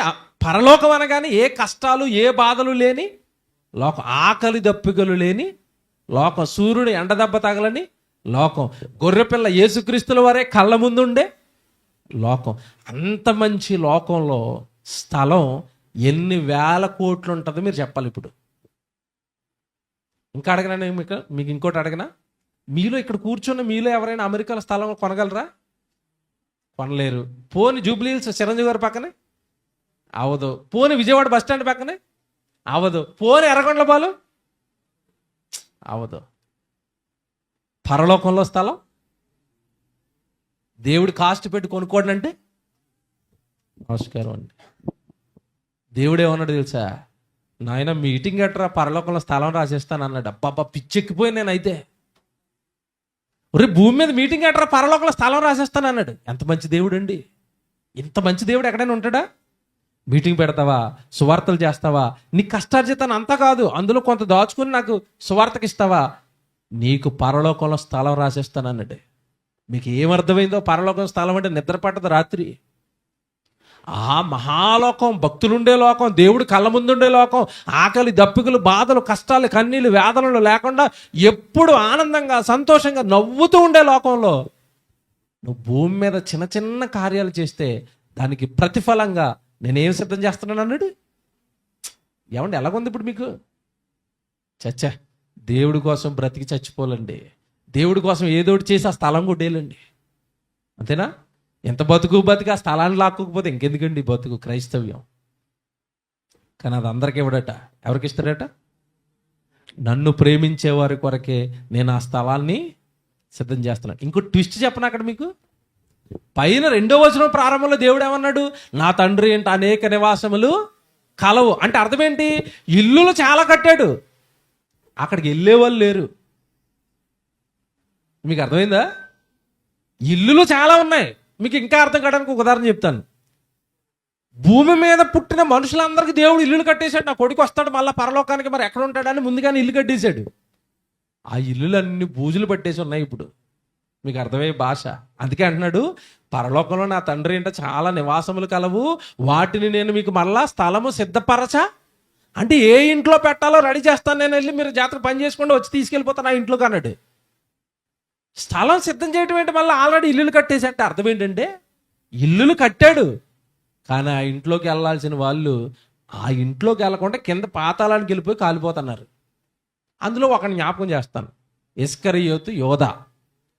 వాడి గురించి ఏం రాశాడు అపోస్తలుల కార్యాలు 1:25లో? యోధా తన చోటికి పోవుటకు తప్పిపోయి. తన చోటేంటి ఇప్పుడు? తన చోటేంటి? పరలోకంలో స్థలం. ఆ స్థలానికి వెళ్ళాల్సిన ఆ స్థలానికి వెళ్లకుండా భూమి మీద ముష్టి 30 వెండి నాణాలకు ఆశపడి పరలోకంలో స్థలాన్ని పోగొట్టుకున్నాడు. బాగా వినాలి, 30 వెండి నాణాలకు ఆశపడి దేన్ని పోగొట్టేసుకున్నాడు? పరలోకపు స్థలాన్ని పోగొట్టుకున్నాడు. ఇప్పుడు ఆ ఇల్లు ఖాళీ. అటు రాడు కదక, యుగ యుగాలు ఎక్కడ ఉండాలి? పాతాళంలో కాలిపోవాలి. ఇప్పుడు పరలోకంలో ఇస్కరియోతు యోధా ఇల్లు ఖాళీగా ఉంది. మీరు గట్టిగా పనిచేస్తే వాడిల్లు కూడా మీకే రాసేస్తాడు దేవుడు. బాగా ఆలోచించుకోండి. ఇప్పుడు యోధాగాడు ఒక్కడి ఇల్లే ఖాళీగా ఉందంటే జారిపోయిన వాళ్ళు అందరి ఇల్లులు ఖాళీగా ఉన్నాయా? అన్ని ఇల్లులు ఖాళీయే. మీరు కష్టపడితే ఖాళీగా ఉన్న ఇల్లు ఏం చేసుకుంటాడు దేవుడు? నాయన ఇది యోధాగాడిదిరా, నువ్వే తీసేసుకోరా, ఆడికి కట్టాను దుర్మార్గుడు రాలేదాడు, ఇది పక్కడి కోరహుద్ర ఇటు తిరగబాటు చేసి ఈడిపోయాడు రా పాతాళానికి, ఇది నీదే నాయన తీసేసుకోరా అంటాడు. ఆ కయ్యనుగాడు ఆడు నరహత్య చేసి ఆడిపోయాడు రా, ఆడు ఇల్లు కాలేక తీసేసుకో కొడుక. ఎంత బాగుంది చూసారా? పరలోకంలో అందరికీ ఇల్లులు కట్టాడండి, ఖాళీగా ఉన్నాయి అవి. భూమి మీద నా కొరకు మళ్ళీ చెప్తున్నాను, ఈ పాట విన్న వాళ్ళు ఎవరికి లోకంలో బ్రతకాలనిపించదండి. ఇక ఎవరి కోసం బ్రతకాలి? ఎలాగైనా దేవుడి కోసం బ్రతికి వెళ్ళిపోవాలండి. ఎక్కడికి వెళ్ళిపోవాలి? పరలోకం వెళ్ళిపోవాలి. నా ఇల్లు, నా స్థలం, నా కొరకు దేవుడు కట్టిన ఇంట్లోకి నేను వెళ్ళిపోవాలి. నాకు ఒకటే అర్థమైందండి, నేను ఉద్యోగం చేసుకున్నప్పుడు మా సార్ అన్నాడు, నీకు ప్రమోషన్ ఇస్తాను రా, ఉప్పల్లో ఈ ఇల్లు చూస్తాను రా, ఆ ఇంట్లో ఉండి ఉద్యోగం చేయరా, నువ్వు ఉద్యోగం వదిలేద్దురా అని బతిమలేడు. అప్పుడు నాకు అర్థమైంది, నీ ఇల్లు ఎవడకు కావాలి? ఉప్పల్లో ఇల్లు. ఎక్కడుంది ఇల్లు మాకు? పరలోకంలో ఇల్లు ఉంది. వద్దు, టాటా బాయ్ బాయ్, ఎక్కడ కలుసుకుందాం. ఎక్కడ? పరలోకంలో. బ్రతకండి దేవుడి కోసం. దేవుడు ఎప్పుడు అన్యాయస్తుడు కాదు. మీకు ఉన్నదా అడిగిన దాంట్లో దేవుడికి చెయ్యండి, దేవుడు మీకు ఇచ్చిన దాంట్లో దేవుడికి పెట్టండి. దేవుడి కోసం బ్రతికితే తన నామమును బట్టి చూపిన ప్రేమను మరుచుటకు దేవుడు అన్యాయస్తుడు. నువ్వు ఇచ్చే మంచినీళ్ళకి, నువ్వు పెట్టే భోజనానికి, నువ్వు ఖర్చు పెట్టే 40-50 వేల రూపాయల మీటింగ్కి స్థలం రాస్తానంటున్నాడు.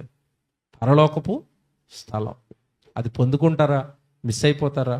ఏదో గుడికి వచ్చాం వెళ్ళిపోయామని ఆయన కోసం ఏమి చేయకుండా నామకార్థుల భక్తుల్లో మిగిలిపోయారంటే మీరు కూడా ఏం మిస్ అయిపోతారు? పరలోకపు స్థలాన్ని మిస్ అయిపోతారు. ప్రార్థన చేసుకుందాం.